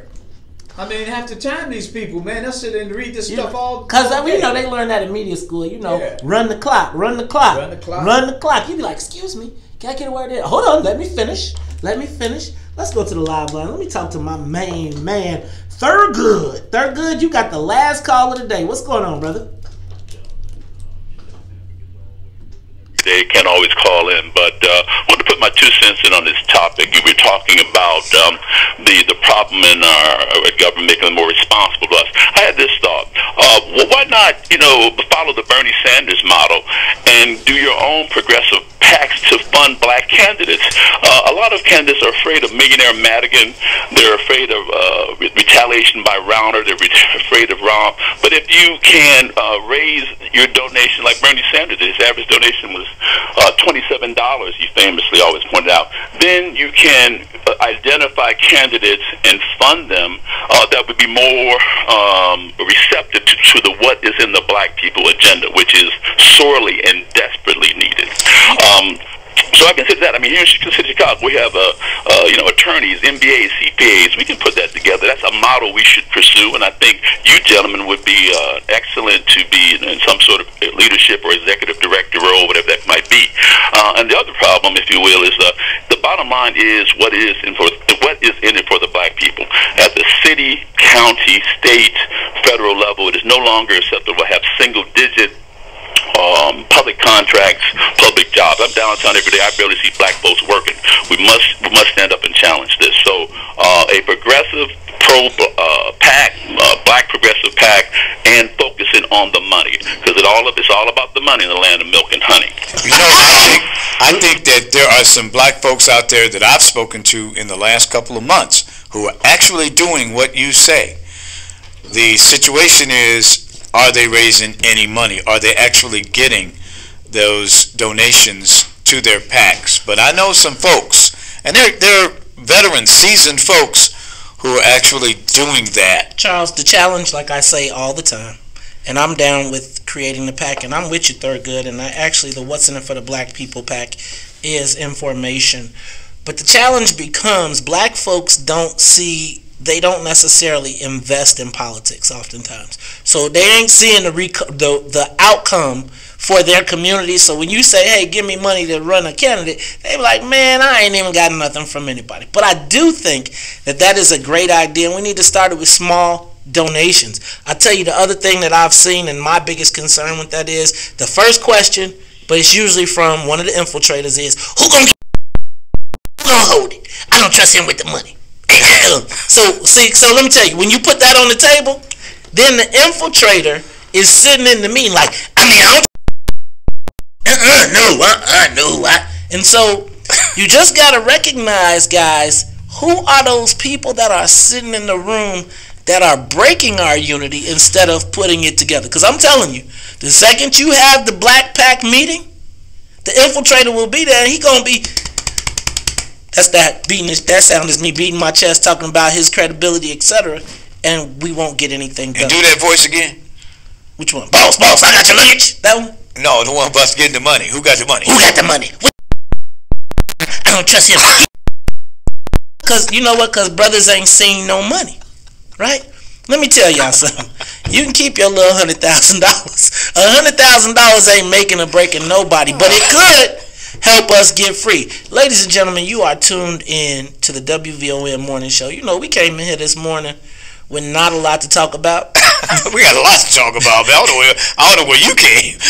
You know, the man has said we ain't have a lot to talk about, but you know, the man don't know nothing about it. The man don't know about the man don't know about the mans and them. The man don't know about Mace and Charles, man. Now check this out, Charles. I'm going shopping this weekend because I'm getting my outfit. I'm getting my outfit for the taste of WVON. A short set? Nah, I don't get the short sets and the walking suits. That's your size. That's your style.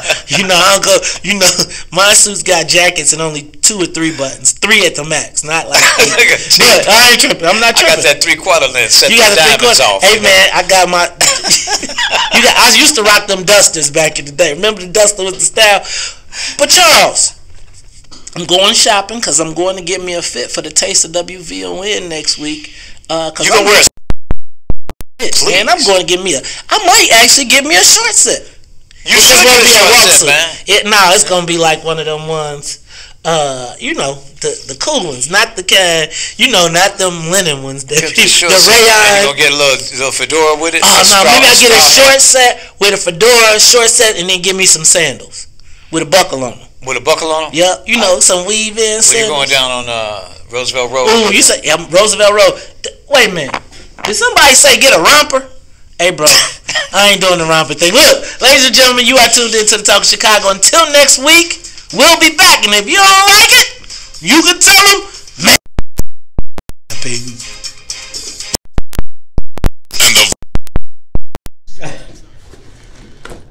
A short set. I need to give me a short set. Oh, you know what? I'm going to tell y'all what. I get so much enjoyment out of this show. It does not tick me off that my summer is ruined. Oh, man. Like, I have so much fun doing this show, it ain't funny. But I'm telling you, it's going to be, look. So I'm going to get that. Look, they right now, so I'm going to get them. You need somewhere else. I'm gonna get that nigga. Like, nigga. I'm gonna kick his ass. Champ. Hey, Champ. Did anybody see Harlem Nights? Hey, Champ. What you gonna do to that white boy? That Champ say.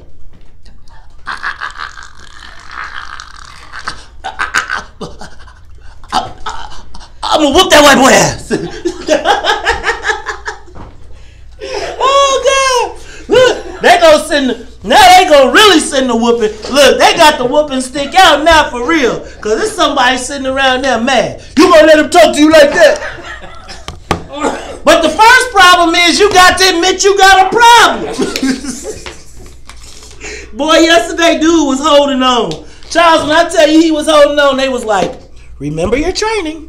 Remember your training. All right, Charles. What are you talking about? So yesterday, one of our legislators was on Chicago Tonight.